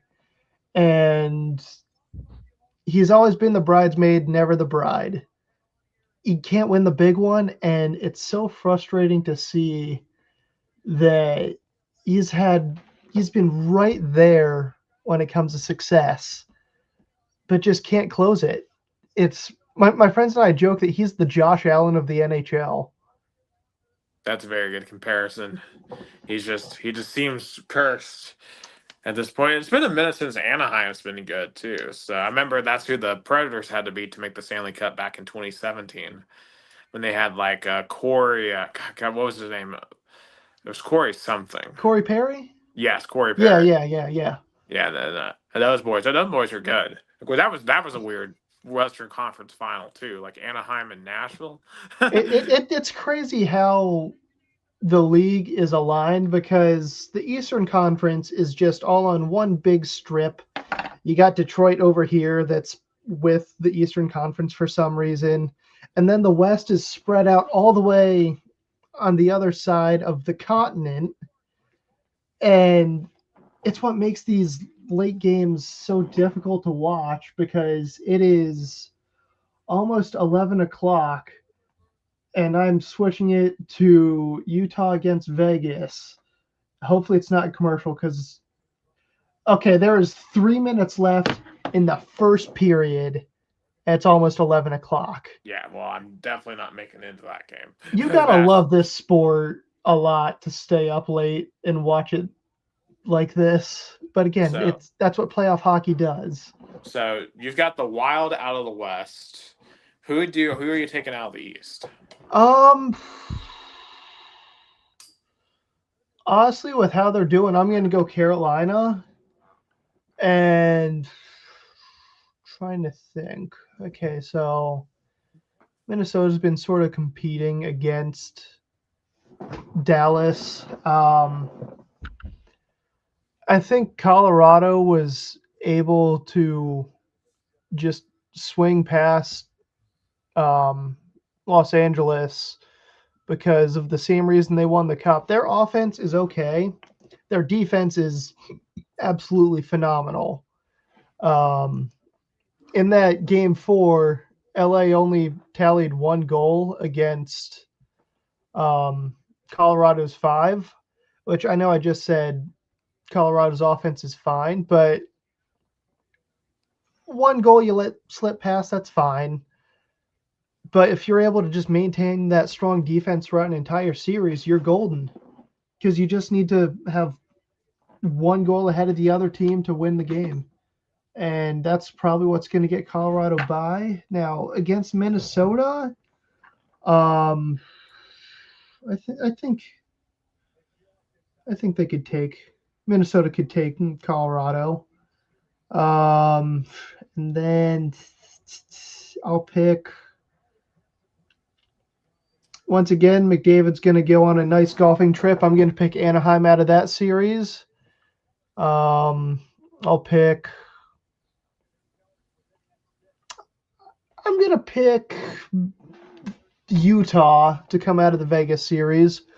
And then I'll go Anaheim over Utah, which would leave Minnesota against Anaheim, picking Minnesota over that. Now in the East, I'm picking Buffalo because they're crushing it. Montreal has been pretty dominant. Carolina is obviously going to the second round. Flyers are going to the second round. Now the Sabres over Montreal. Both are great comeback stories over teams that have had a rough time, but I'm going to lean towards Buffalo just because I want to keep the cup in the U.S. And then I'm going to pick Carolina over Philadelphia. And I think Carolina will go to the finals against Minnesota. That seems like to me a very likely outcome. Although I'm still going to rival Colorado Also personally. perfectly valid. So to me, it feels like a Carolina Colorado Stanley Cup. In that matchup, who do you have winning in the finals? Man, I feel. I mean, to be fair, this is a completely casual. I haven't really watched either team, just off of initial gut, Colorado. But I know Carolina. I know Carolina's a machine. So yeah. Guess how you feeling about certain teams? My Eastern Conference final is going to be Carolina and Montreal makes Oh. it. And on the West is going to be Colorado and Vegas, and I'm gonna go with Colorado, but Montreal wins it all and finally brings the trophy, the Stanley Cup trophy, to Canada. Look, yeah, I will well, happily trade the cup back to them if it meant we got a gold medal. Right. I mean, Utah did just score, by the way, in Vegas. So I was about to say the Jazz, but the Mammoth are up one and then up. It takes getting used to. They're that new. Yeah. This must have been what it was like when the Titans went to the Super Bowl in 1999 when they were brand new. Okay. Let's talk about the other playoffs, the NBA playoffs. We have been on air for 90 minutes and we have not said one thing about the NBA playoffs. If that's not a sign of the position the NBA is in, I don't know what is. Like, is it just me, or does it feel like no one is talking about the NBA playoffs this year? Like, Nobody I cares. have noticed that people just aren't as. Are people just that frustrated with how the product is in the NBA that they just don't get excited about it? Yeah, I I think there's nothing makes it people want to discuss or talk about it. yeah, like right now I've got the Rockets and the Lakers on here at multi-view, and I've not seen more than a couple of minutes of the series. I mean, I just haven't been Hmm. watching, to be completely honest with you. And I know that tonight, like so like the crazy thing is, right, like you have a potential massive upset brewing here in the East with the Orlando Magic, the 8th seed. They're at 3-2 now in Detroit. They could have finished it tonight, and they almost did, but Detroit did win to send it back to Orlando. But like still an 8th seed, almost winning this, with a chance to win the series is nuts. Cleveland, they took a 3-2 lead tonight. The Knicks took a 3-2 lead last night against Atlanta. Of course, Boston, and they took a 3-2 lead um, last night against Boston. So they're going to go back to Philadelphia for Game 7. Of course, last year's defending champions on the West, the Oklahoma City Thunder, they swept in the first series 4-0. Lakers, if they win tonight, they would advance to play the Thunder. I will say the coolest moment of the playoffs has been LeBron throwing an alley oop to his son. Oh, that's nice. That's pretty cool. It's Um, I was a little skeptical about Bronny being on the Lakers, but the fact that LeBron treats him with zero nepotism, I 100% up. Vegas just scored. yep, saw that. Power play, nice. Um, but the fact that like LeBron doesn't even let Bronny call him dad when they're at work, respect. Most because that's the way I was. My dad was my head coach for the majority of my hockey career. I was never allowed to call him dad until we got into the car coming back from the game. He was always coach. And when you're playing with family, which is very rare, or you have family involved in your team, you got to separate that blood tie and just work together as two separate people with zero relation. Right. Now I will say this: I know they have Luca. I know they got LeBron. Assuming the Lakers win this series, which I think they will, they're not going to blow a 3-1 lead to the Rockets. The Rockets can't shoot the ball. I don't know if they have what it takes to take out SGA and OKC. Because the thing about OKC is, for whatever reason, the NBA, the way they officiate these games it's just not good. Like the OKC gets away with so much BS. Like the SGA, especially with the theatrics and getting to the line 20 times a game, it just isn't. It's just not fun to watch. And we saw it with the Pacers last year, like how the Pacers got robbed throughout the NBA Finals constantly, um, in terms of the foul calls. Um, so, I mean, even if you have LeBron and Luca, I don't, from a depth perspective, I think the Thunder just have too much for them. Now, I'm curious to see how the Thunder and Nuggets series, or the Timberwolves Nuggets series ends. I was trying to watch, what was it, game 4 or 5 the other night, because I kept on getting interrupted by the freaking White House situation. But obviously Jokic versus Anthony Edwards. Jokic being possibly eliminated here. Round one's pretty fascinating. The Denver had that one really, really good year a couple years ago where they won it all, but it feels like they've been kind of underwhelming in the playoffs otherwise. And the winner of that series is going to play San Antonio and this is Wemby's playoff debut. And I think the series I'm very fascinated that assuming the Spurs get past the next round, whoever they play, whether they play the defending champions in Oklahoma City or if they got to play like LeBron and Luca, I'll tune in for that. That's fascinating to me. And you gotta, not saying that it's rigged, but you gotta watch stories in games that actually excite you. And the issue with the NBA I've found is it's just all sort of just a game being played. There's no reason to watch it. I don't get Right. excited Yeah, about watching it. yeah, Like I know when yeah. the story on the Rockets is like, oh, when will Kevin Durant come back? I'm like, well, Kevin Durant's also like 38 at this point. Does it really matter? Like, I'm not gonna get excited to watch like Amen Thompson. Like, who cares? Like hardcore basketball fans care, but I'm not that. Yeah, I don't feel like I really belong in that standpoint. And then all these Eastern Conference teams just they feel kind of like which one of these teams like are exciting, you know?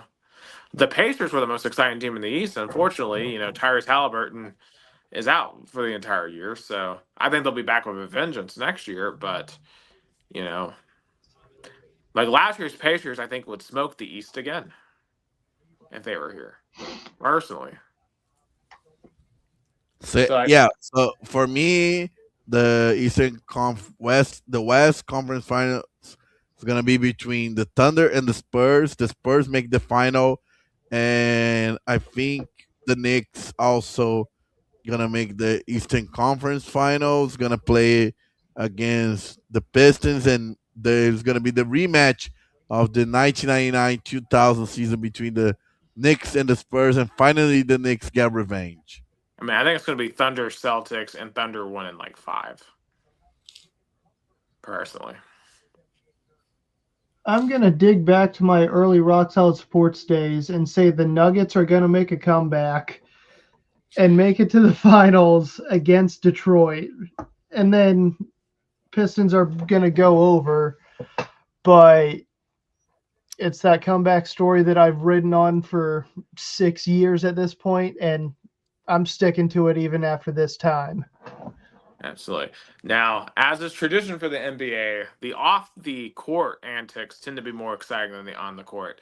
As one of the ongoing storylines throughout the year is Adam Silver's crusade against tanking, because it seemed like half the league was tanking this year because they knew they couldn't win and they wanted to get as high in the lottery as possible. So, according to this article from Yahoo Sports, quote, the league has reportedly informed its 30 general managers of a new plan that will, among other things, expand the draft lottery to 16 teams from 14, penalize the league's bottom three teams, which basically is a pseudo relegation, and simplify lottery odds down to whether a team gets one, two, or three ping pong balls.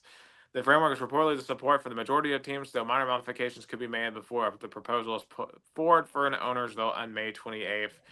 If approved, it would reportedly take effect next year. So basically, the new anti-tanking system would be a 3-2-1.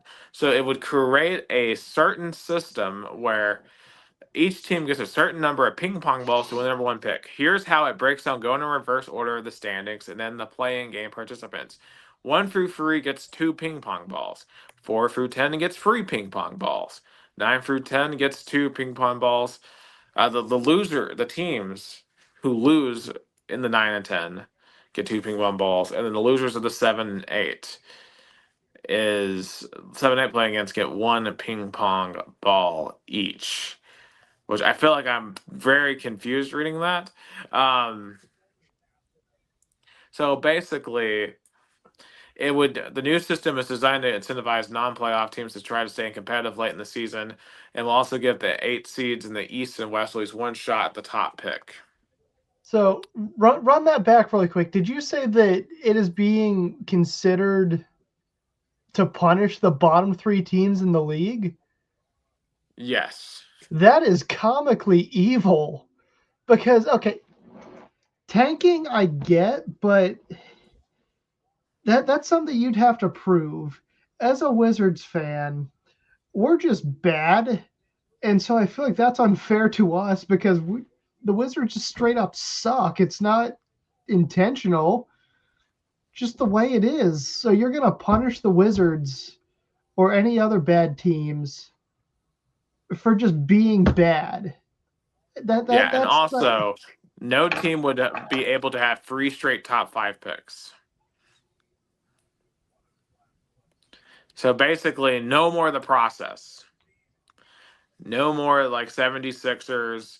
You wouldn't be able to have this like the Spurs with Wemby, Castle, and Harper, the Pistons with Cade, Ivy, Usar, and Holland, or the Cavs or the Rockets.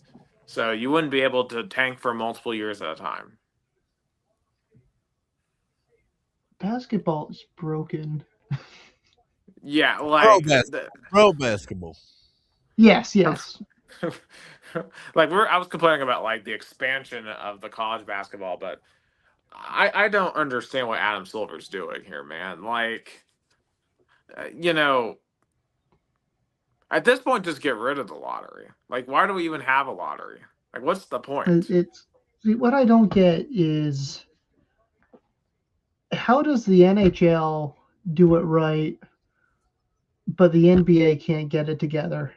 Both leagues have a draft lottery, but the draft lottery system for the NBA is just so broken, and there's so much scandal around whether or not teams are tanking. The I mean, NHL doesn't have that problem. It's just like how are you not figuring out and mirroring what the league, what the draft lottery system is doing right is doing? to me, it's just another example of why the NBA has fallen off in terms of the average discussion. And maybe it's just because I'm in Chattanooga, Tennessee, and people here don't really care about the NBA. Perhaps if I were in like New York or LA, maybe I feel different. Because if you look at like viewership numbers, apparently the playoffs are averaging more viewers this year than they have in 30 years. Like they're doing very well, averaging 4 million a game. Now, granted, the NFL is averaging like 40 or 50 million for playoff games that are not the Super Bowl. So, um, Well, to counter your point about not really being in a basketball market, people don't go to Wizards games in DC. I could get tickets in. I'm comparing it in my mind to how Capital One Arena looks when it's set up for hockey. I could get seats 2 rows back from the glass for $50 for a Wizards game when it's not the Lakers or the Nuggets or the Celtics or any of the good teams. You're still paying $50, but you're basically courtside. Obviously, all of those seats get bought up by the diehard fans, but because the Wizards are bad, tickets are cheap, and no one wants to go see a bad team. So there's plenty of open seating. It's not yeah, really a market issue. It's a they have no reason to come to the games issue. it was crazy when you look at basketball. Is why do the same teams constantly suck? Why are the Pelicans never good? Why are the Hornets never good? Why are the Kings never good? Like, okay, the Kings had 2 or 3 good seasons a couple of years ago, but you know, that if I'm Adam Silver, that's what pisses me off. Like in the NFL, I can remember a time where every single team in that league has been good at one point or another.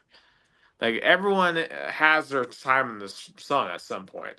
Um, the NBA has not had that, you know. They have not had the parity at all, and plus, right? It's just the brand of basketball isn't the most exciting. The regular season's way too long, and it's just you just can't get excited for it. And like here in Chattanooga, right? People don't care about the Hawks. People don't really care about well, my boss cares about the Grizzlies, but outside of him, I don't really know any other Grizzlies fans. Um, you know,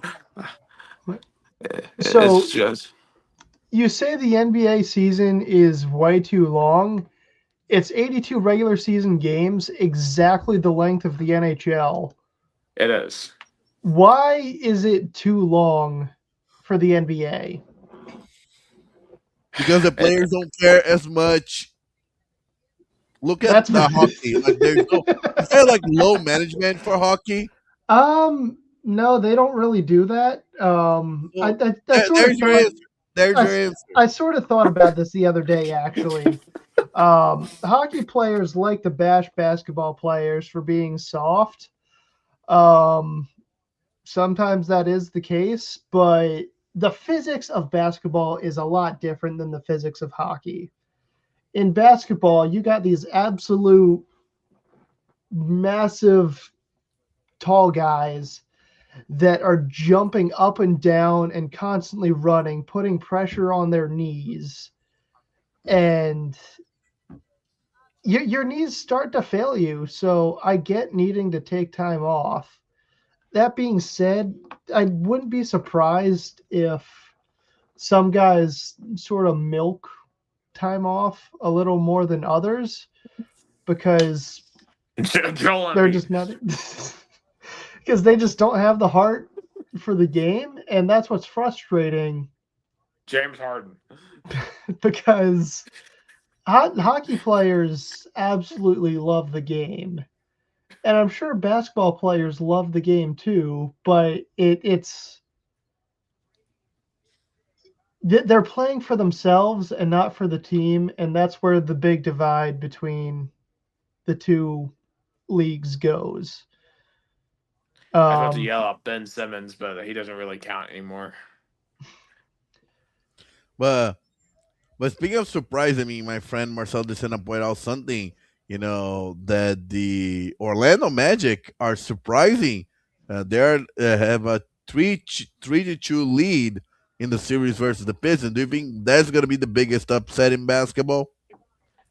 I think so. I mean, the Magic they have a really good, nice young core down there in Orlando, and that's huge for them. They really haven't done much since Dwight Howard left. So this is a huge moment for them. and when I was in Orlando, nobody cared. So I'd imagine that now that they're actually good and that fans have a reason to go to the games, people are actually into the team and getting excited about it. Yeah, Pablo Banchero certainly. I mean, he dropped 45 tonight, even in the Oh, loss. dang. So yeah, so Weren't the Banchero. Pistons absolutely dog water a couple years ago? Yes. Seeing them Yeah. make this comeback, well, just I mean, going from that to Cade the number Cunningham one is in. seed is. Yeah. Yeah, and shout out to Now, Tobias Harris too, former VFL. I mean, he's still playing in the league, 13 years in at this point. were the You Pistons I don't tanking when they were terrible a couple years yes. ago? Okay. See, I feel Like like it if you can't win a championship, it's logical to tank. but again, Like I grew up with that NHL mentality of you keep going until your season's over. You don't just give up because your team's bad and just sort of coast, take some load management nights off because you can. You I just mean, keep to be grinding. fair, I will say this: like a couple of 2 years ago, when the Times were just horrible, horrible, horrible. I was like, okay, I just want us to lose out. I would like to get the one pick, and we ended up getting Cam Ward for it. And I don't apologize for losing those games. There got a point in the Capital season where their nail wasn't in the coffin yet for the playoff hopes, but it was very unlikely. Ovechkin kept playing because it's for the love of the game. And I get that it's might have been his last season. He wanted to keep going. But if you love the game so much, you put in all of the effort even when things aren't good. Um, Ironically, I'm wearing a Shorzy sweatshirt. I don't know if you guys have watched that show. One of the biggest sayings of that show is you got to hate to lose, which means you got to put in all the effort to be a winner, even if things aren't working out. And when you do lose, you got to be pissed off about it and then put in even more effort to make sure it doesn't happen again. Taking time off doesn't solve that problem. Absolutely. Kind of moving ahead here. I know we're getting late Yeah, here. yeah. That's Let's just quickly on the MLB side. My Braves, they still cannot lose a series. 22-9 now. They've now clinched another series against the Detroit Tigers. I believe now we have the best record in the entire league. I want to say, yeah. We're the last team with single-digit losses at 22-9. I expected the Braves to be better this year. I did not expect them to get off to this start. Now, it's still early, so yeah. 31 games in. So we'll see how they develop throughout the season. Spencer Strider reportedly could be back this weekend. Which I mean, the fact that the Braves are playing as well as they have been without even our ace potentially, So very reason to be optimistic. so what happened in Baltimore, Dylan? The Orioles game tonight was postponed. It was raining. It's been rainy in the entire state of Maryland all day. Um, it happens. It is late April in the state of Maryland. It's going to rain. Last night's game, which I was actually at, was cold, but perfect conditions for a quality game. It was low scoring, but still competitive. I'm pulling up the results. 5-3 with box score. Orioles runs in the first, fifth, and seventh, and Houston got a run in the fifth and started to make a little bit of a comeback in the eighth, but Baltimore was able to hang on. And it's baseball is one of those sports where it takes so long, and Not as long as it used to be. Oh oh yeah, yeah, it's thank it's fast God. now. Now, one of the Um, interesting thing is look who's on top of the AL West, guys. Is that the Athletics on top of the AL West right now by a half And they're game? and they're winning 4-1. I'm watching it right now in the bottom of the sixth inning. They're beating the Royals right now. And how about my New York Mets? I mean, what a disastrous start of the season. They are right now in the National League, the team that have the fewest wins, tied with the Philadelphia Phillies. That was a surprise too. You Yeah, I mean, know, then they fired their manager today. yeah, Or, and that Boston also fired Boston fired everyone. love it. Like just it's really surprising seeing MLB teams pull the plug at the end by the end of April. Well, it yeah. just You would have think you at least wait for the All Star break. I mean, um, zero patience at all. how you guys feeling about Vitello's first couple weeks in San Francisco? Well, I mean, he's 6-4 in the last 10. So I think after a really rough start, they're not doing horrible. Now I know he's in the bottom of the NL West, but I mean he's tied with the Rockies. You're only 6 games behind the Dodgers. I mean it could be better, but you Yeah, know I think you're gonna see legs. I think he's gonna be okay if they're Yeah, patient. he'll yeah. be Right fine. now, He just let him cook. Let him cook. yeah. I mean, they're the third worst team in the National League, but yeah, they're still. I mean, they're uh, 6 games behind. The Dodgers, so they see half empty and half the glass half empty. They're the Yeah, third worst team in the National League, or the glass half full. They're only 6 games behind the Dodgers. So, you know, yeah. I All I think know I is think All I know, Gus, is between now and October, I'm going to be chanting "We want Dodgers." Kind of like how football teams would be like, "We want Bama." Like, I want the Dodgers. That's the great thing about baseball is I just get so fired up about not only rooting for my team but hate watching other teams. Like I absolutely love watching Yankees Red Sox and just booing whenever anything happens because Baltimore hates both cities that much. And I but develop a massive ego when watching Well, my to be Orioles, honest, I hate regardless the of how Dodgers bad we more than are. any. I hate the Dodgers more than any other NL East team. so Dylan, what you but shouldn't you hate the Nets more because they are literally their local rival, even though they're in the different uh, league, or being the rival of their division is more important? I'm going to go division rival just because the Nats haven't really been around long enough to develop a hateful rivalry Yeah, with that's fair. Baltimore. Both teams have been And pretty they haven't mid. met in the World Series as well, like Yeah, the Oakland A's and the San Francisco Giants. yeah. They have the kind of It's history because of the those matchups. The Nats and the Orioles never kind of have like worlds. They never met in the World Series. and I try to go to at least one of the Orioles Nationals games every year, and it is the friendliest baseball game you will ever go to because there's zero hatred there. It's just good vibes. And you'd think that there are more Orioles fans in the area than there are Nationals fans. So when you go to Orioles at Nationals, there's a lot more orange than there is red. But it's still a packed house just because it's a fun local rivalry and it just has that classy let's play ball vibe that everyone loves about baseball. That being said, Yankees Red Sox is an angry bloodbath with a lot of F words being thrown around because the Yankees have been unkind to the Orioles for a bunch of years. The Red Sox have been unkind to the Orioles for a bunch of years.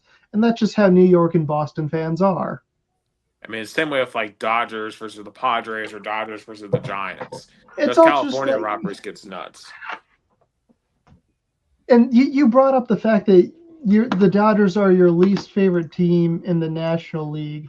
I'm with you on that, just because like they make so much money and are just buying up all the good players that They are the you Yankees of they are the like the late 1990s let, Yankees. let Look, I me mean, look when we something won, up. I mean, when we won the World Series back in 2021, who did we have to beat to get to the Astros? The Dodgers. And of course, the year before that, we blew a 3-1 lead to the Dodgers.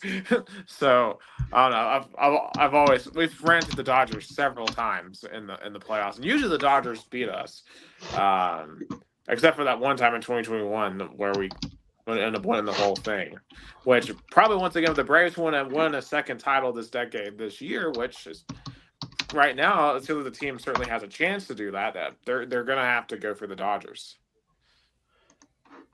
And I don't know how many people would take the Braves in a 7-game series over the Dodgers because I do worry a little bit. Is the NL East that bad and it's making us seem a lot better in comparison? Are we really that good? But that's really a question that only time will tell.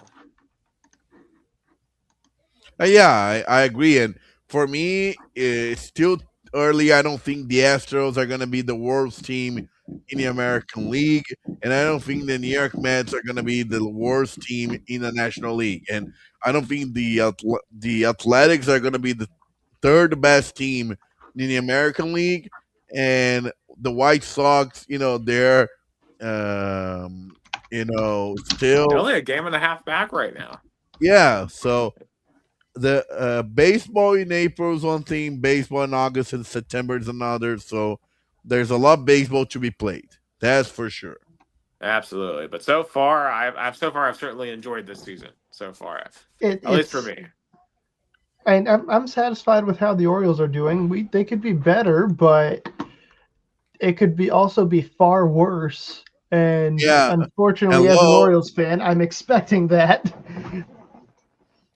I mean, my New York Mets, what a terrible start. And A lot of people saying that the jinx was New York City Mayor Zora Mandani.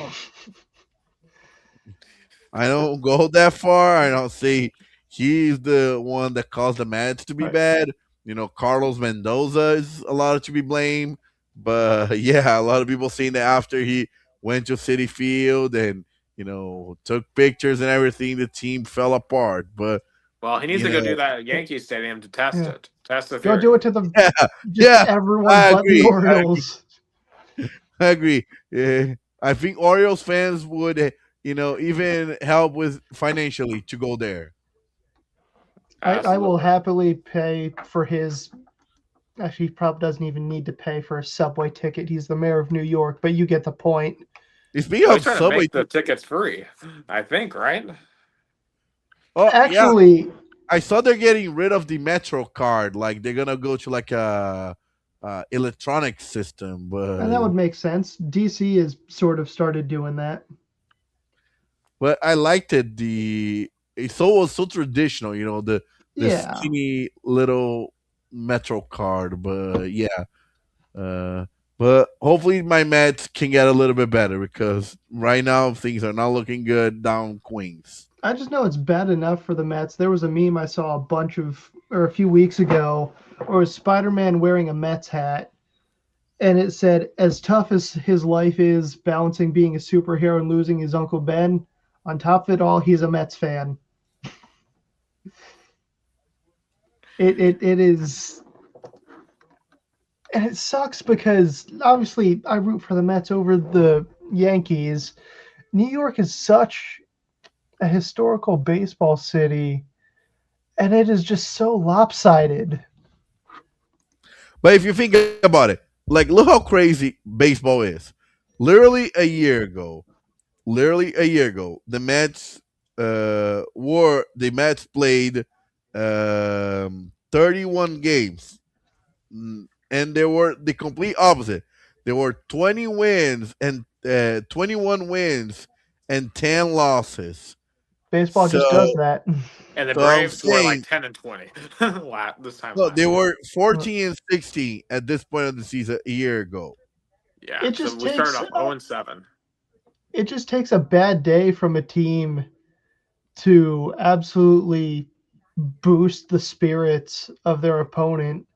Like as much of a powerhouse as the Dodgers are, Otani just needs to have a bad time against the Orioles for me to feel like we could take on anyone.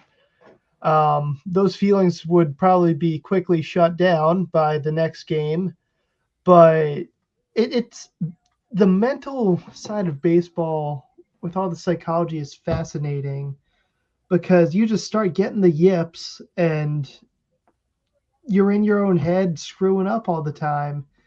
And that's what happened to Aaron Judge in the World Baseball Classic is he was in his own head and he couldn't hit for anything. Absolutely, and of course, obviously, as we go further in the year, more and more. Hopefully, the baseball picture will make some more sense there, especially there in the middle. One quick racing note: shout out to Carson Hocevar, his first ever win in the NASCAR Cup Series at Talladega. And did either one of you see his celebration at Talladega, where he is hanging out of the window, uh, and he's basically celebrating by like he's basically hanging out the side of the car and he's driving the car while hanging out of the window. And then he crashes into the wall, hangs on. It is the most electric celebration I have ever seen Was in Freebird racing. playing in his car as he was chugging a Coors Light or It might as something? well have been. I wish I could like get a clip of it, but Carson Hocevar though that look that up if y'all haven't seen that. That dude, that's what NASCAR's been missing is a true personality like that. Um, and NASCAR needs that guy to win some more races. He was electric, I mean, absolutely. every sport needs someone that's exciting to watch, just because they create those viral moments that make people interested in what's going on, so they might watch the next game or the next race or what have you. and then they become hooked on it because they find out how great it is and become a lifelong fan. So yeah. Unfortunately, the next race this week is Texas, which is my least favorite track on the schedule. But hey, there's better races coming afterwards. I know 2 weeks from now is Dover, right? Correct. It's the All Star race at Dover, which is I don't I'm not really a huge fan of that, but that's what they decided to do for this year. So, but yeah, I guess that is, how far is Dover from where you are? It's like hour and a half, maybe 2 hours. I went once when I was little. I don't really remember it. Besides how loud it was. Then again, 3-year-old ears were just getting blasted with loud engine noises. I couldn't really understand what was going on and was just sort of terrified of everything. Yeah, like anytime, like because I try to go to a race a year, I keep a pair of headphones in my trunk for ear mufflers that I wear Yeah, on the track. I mean, you stuff got like got to protect this. your ears. Uh, It's I have been exposed to so many loud noises in my life. It's been 20 plus years since I've heard or been to a NASCAR race. I think that is still the loudest noise I've ever heard. yeah, those things are just roaring. But anyway, so starting the transition out of the U.S. here, we got some soccer notes. National SC had a big match this week in the CONCACAF Champions League, but it did not go well, right, Gus? No, it didn't. Unfortunately, they lost 1-0 at home at Jodis Park. Angel Correa scored for Tigres. Uh, I still believe they won against America in Mexico City. It's not impossible, but definitely took a toll. I was expecting at least a tie. Hopefully, they can bounce back and get like another a miracle game like it happened against America. Currently, right now, the other American team in this CONCACAF Champions League, the other semifinals, is at halftime. LAFC hosting Toluca, 0-0. Also, tonight we had the round of 32 in the U.S. Open Cup. I should have told you, Dylan. Did you saw that one Knox went to DC and eliminated DC United? I heard about that and was a sort of excited because I will always love Knoxville and honestly, I should have told you I'm about because it to was an sort of exciting massively game. expose myself. It was Yeah, like One yeah, Knox was heavily promoted while in my last year or so in Tennessee, more so than DC United is in my area. So I am sort of a bigger One Knox fan than I am DC United. I've never yeah, been to a game for either of them, yeah, but you should have gone 2 weeks ago. I should have told you because it was an exciting game. The game was in DC. It was at the DC United Stadium, 3-3, and then went to penalties, and then one mm, knock eliminated. But unfortunately, the journey of One Ox in the U.S. Open Cup ended on the road, losing 4-1 against Columbus Crew. That was expected. Columbus Crew is a top team in the MLS.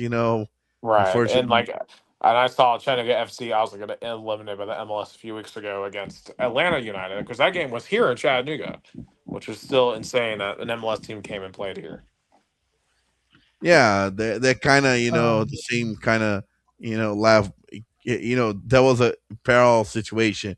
I Speaking of did see actually really quick that it might have already happened. I've just been seeing billboards for it. DC United against Miami was at M&T Bank Stadium, which was crazy to see, and it's just because Messi draws that much. oh yeah, It's I've I've never been to DC United's regular stadium, but I've seen it because it's right next to Nats Park. It's tiny. Yeah, it's tiny. It was like It, kind of like similar to the Sporting KC, the Utah Kansas. just went up against Vegas in the second period. Yeah. Um, Also, when it comes to the Open Cup as well, the Colorado Rapids just took a 2-1 lead late in extra time. against the Yeah, Colorado against Switchbacks. their state rival, the Colorado Springs. That was a kind of like a state rivalry game. Speaking of rivalry, my New York City FC eliminated the Red Bulls 3-1 in Harrison, New Jersey. So shout out. You talked about Atlanta United. They eliminated Charlotte FC 2-0. San Jose Earthquakes beat Minnesota United 4-2, advancing as well. Orlando City won 4-3 against New England Revolution, and one of the goals was a Brazilian. Iago Teodoro scored. Another team that advanced was the St. Louis FC, 2-1 against the Chicago Fire. The Louisville City FC, the team that our friend Jason Wire hates the most, was eliminated by the Houston Dynamo 2-1. So in the round of 8, the quarterfinals, you have Atlanta United, San Jose Earthquakes, New York City FC, Columbus Crew, Orlando City, St. Louis City, Houston Dynamo, and it looks like it's gonna be the Colorado Rapids. So if it stays like that, it's gonna be an all MLS in the last 8 teams in the U.S. Open Cup. Which is absolutely lame. Lame, lame. Like it's so good when you have like um, the USL or even NPSL or MLS Next Pro uh, shockers. Like The for Indy example, 11 at Atlanta that I got to be at a couple of years ago down in that Kennesaw, was that was crazy. That incredible. was crazy. Yeah, that was incredible. So yeah, so we had that. So transition real quick to Brazilian sports. We had another week, midweek of Libertadores and Sulamericana. Neymar played in Argentina for Santos against San Lorenzo 1-1. He had a somewhat decent performance, but I think his time is running out. The more I think about it, I don't. The only thing that I feel like keeps Neymar with the hope is that Brazil have a lot of injured players. Estevão, Endrick, and Militão. There's a lot of Brazilian players that played in Europe that are getting injured. So that's hope for Neymar. Palmeiras, I was Which watching. doesn't bode well at all for y'all. Like in terms of like if you want to win your first Yeah, World Cup in 24 years, that's not a good spot to be in. Six yeah. weeks from the tournament. Like in the country, the feeling it's not excitement. It's more like, okay, let's do this. People are not excited for the World Cup, especially with this, with this roster that Brazil national team have. So hopefully, when the World Cup came close, hopefully people get more excited by it. Um, Uh, and Nick, you're the bigger football guy. How are you feeling about the U.S. In the World Cup and stuff? I know we're Well, we're probably not going to do great. I'm not expecting to win it all, I but mean, I expect us to get out of the group. Getting out of the group stage would be an absolute disaster and a failure. Um, in terms of how far could we actually advance, I mean, maybe if things align, maybe you win a knockout game. Like if we won two, we would tie our modern best performance to get to the quarterfinals. But I just don't think that's going to happen. I mean, are you at Christian least Pulisic excited? hasn't scored in like what 10 matches? I think Oh, 10. Like our dang. supposedly our best player in Christian Pulisic hasn't scored in 10 matches. At least at last turn. And of course, Jason would know much more about this than me, but I just, the thing I'm hoping for is usually the home countries tend to get a boost in performance during the World Cup. Mhm. Although with all the controversy and turmoil around this one, will we get that same boost? I don't know. And It, it it always it's seems like too that the U.S. often ends up playing on the road in its own country, which is annoying. So hopefully we'll have actual pro-American crowds here. are you at least excited for it? Oh yeah, I'm excited for. I mean, like, Okay, that's what I mean, matters. I'm excited in terms of like seeing us host. And Yeah, I when we're playing Paraguay on June the 12th, right? Like, it's going to be go time. But in terms of what I think they're going to do, like, I mean, I don't think we're going to win the World Cup. I mean, it would take a miracle for that to happen. and we managed to pull it off with an Olympic gold medal in hockey. Anything's possible if we rely on Yeah. miracles enough. Yeah, this would be equivalent to the team in 1980 winning the World Cup or winning Okay, the gold medal. This would be more like that. we'll see what happens. So it's hard to derail this Brazil segment, but definitely uh, of course, the World Cup's on everyone's mind. Oh yeah, definitely. It's approaching real quick. Uh, it's so funny. Like 42 days only. So, and last but not least, you have the Brazilian Championship. Palmeiras still on top. Flamengo come real already second. They have Fluminense at third. Sao Paulo somehow in fourth, even though the the the fans don't like the coach.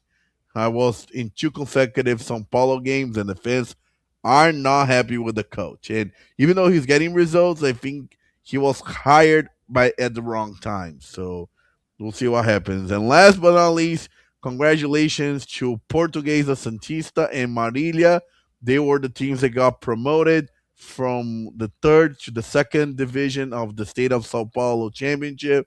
And Portuguesa Santista won the third division of the state of Sao Paulo championship.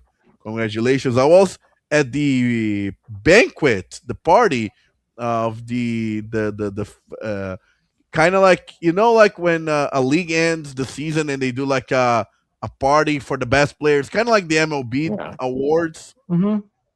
Yeah, they had that on Monday. That was amazing. It was in a very fancy hotel. Got to talk to the players, and then we had the award ceremony, and then we had the dinner. The dinner was amazing. Like we had steak, Ooh. pasta, desserts. Was all you can eat buffet, alcohol, you name it. I always feel out of place whenever I get invited to stuff like that. It's weird.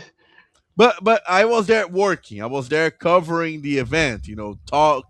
Talking to players and coaches. Kind of like when networks cover the MLB awards and they go and talk to the players like at the area, the interview area. Well, So it's been there's been kind of debates here internally. Well, it really is supposed to the newspaper. Like, whenever you get offered food as a journalist, you're not supposed to take it. uh Um, I mean, but I I don't mean, want to but waste the food though. Like yeah, I'll take the but food. look, no, no, but you're there. You did your job. You did what yeah, you're supposed to do. Like they offered the dinner to all people that were invited to the ceremony. You were part of the ceremony, so I'm not like Of course, not gonna bring food home or no. put like supper and every like you're not gonna do like uh, uh, um, a take home box, but like of course you're gonna enjoy this meal. Yeah, and you can still like write the story that you need to write Yeah, I without did all letting the the food. Yeah, I did all the Yeah, interviews that that I was supposed to. It's all on social media. I did my job, so it was a great event. Hope maybe I'm gonna go to the another award they're gonna do for the second and the fourth division of the state of São Paulo awards ceremony. Also, congratulations to Juventus from the city of São Paulo in the neighborhood of Moca. After 18 years, they are back in the first division of the state of São Paulo championship. They're a very traditional team from an Italian neighborhood, like a factory neighborhood, and they deserve to be back. They're a very traditional team. They're like kind of like the team that felt the outplaced. They deserve to be in the first division of the state of São Paulo. They're so Okay. like I just have to point out something. I have the Lakers game on, so they just showed Macaulay Culkin. They're showing all the celebrities that are at the game, but they didn't like because they had his name on the graphics, right? But you don't also name Brenda Song, who's with him, Oh, like that's his just wife, and like for younger folks, what like channel is it on? this is on ESPN, Owned by and like Disney. Brenda Song was on Zack and Cody. She is one of you. Show her yeah, the respect she deserves. like literally. I mean, I get Macaulay Culkin's more famous, but Brenda Song's also very famous. But Exactly. like, I mean, but hey, they look like they'd be an amazing couple, and I'm Oh glad yeah. that because I think they had like what a baby a year or two ago, I think, or something like that. But um, yeah, but good to see them. Good to see them having fun at a Lakers game. They're actually losing right now. They're to the Rockets, 65-57. Sorry for the. I feel like we're just an interruption machine today, guys. But I no, just it's saw okay. There's a that, lot of things happening, and and no, I it's had to fine. call that out.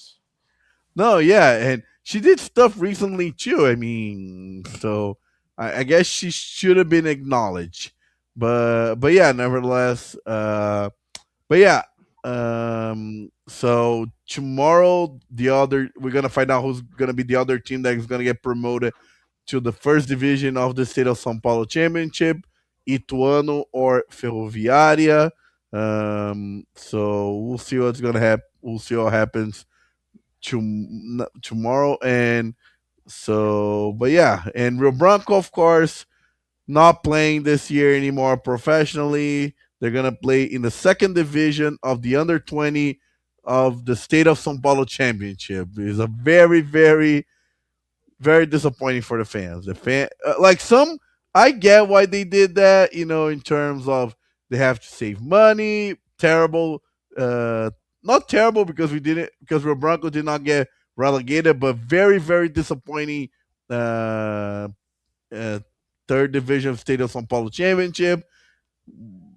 Focus for next year, but yeah. And on Monday, the Rio Branco president is gonna go on the radio that I work. So let's see what he talks about it. But we'll see what happens. Yeah, and it's so weird that I'm gonna interview my former boss. So it's still weird, but I have to interview him because the radio station that I work covers Rio Branco, so I have to get him on air to talk to the fans.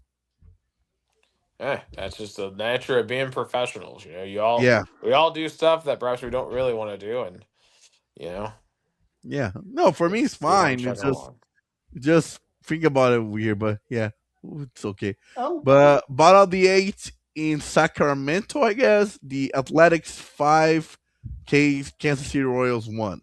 Vegas just tied it with 4 minutes 21 seconds left in the second. 2-2, and it's now a 5 point game in Los Angeles. But I think that is all the time we have for tonight. This has been our longest episode in a while. This was a good one. Was Yeah, here for Dylan Becker, for Gus Tomazelli. I'm Nick Hill. You've been listening to Two Countries to America's All Sports, the only American in sports podcast. the American and Brazilian. American and Brazilian sports. It's so late, I forgot what the damn tagline is. All right, Have go a good night. Vols. Let's finish it off. Go. Go There we Vols. go.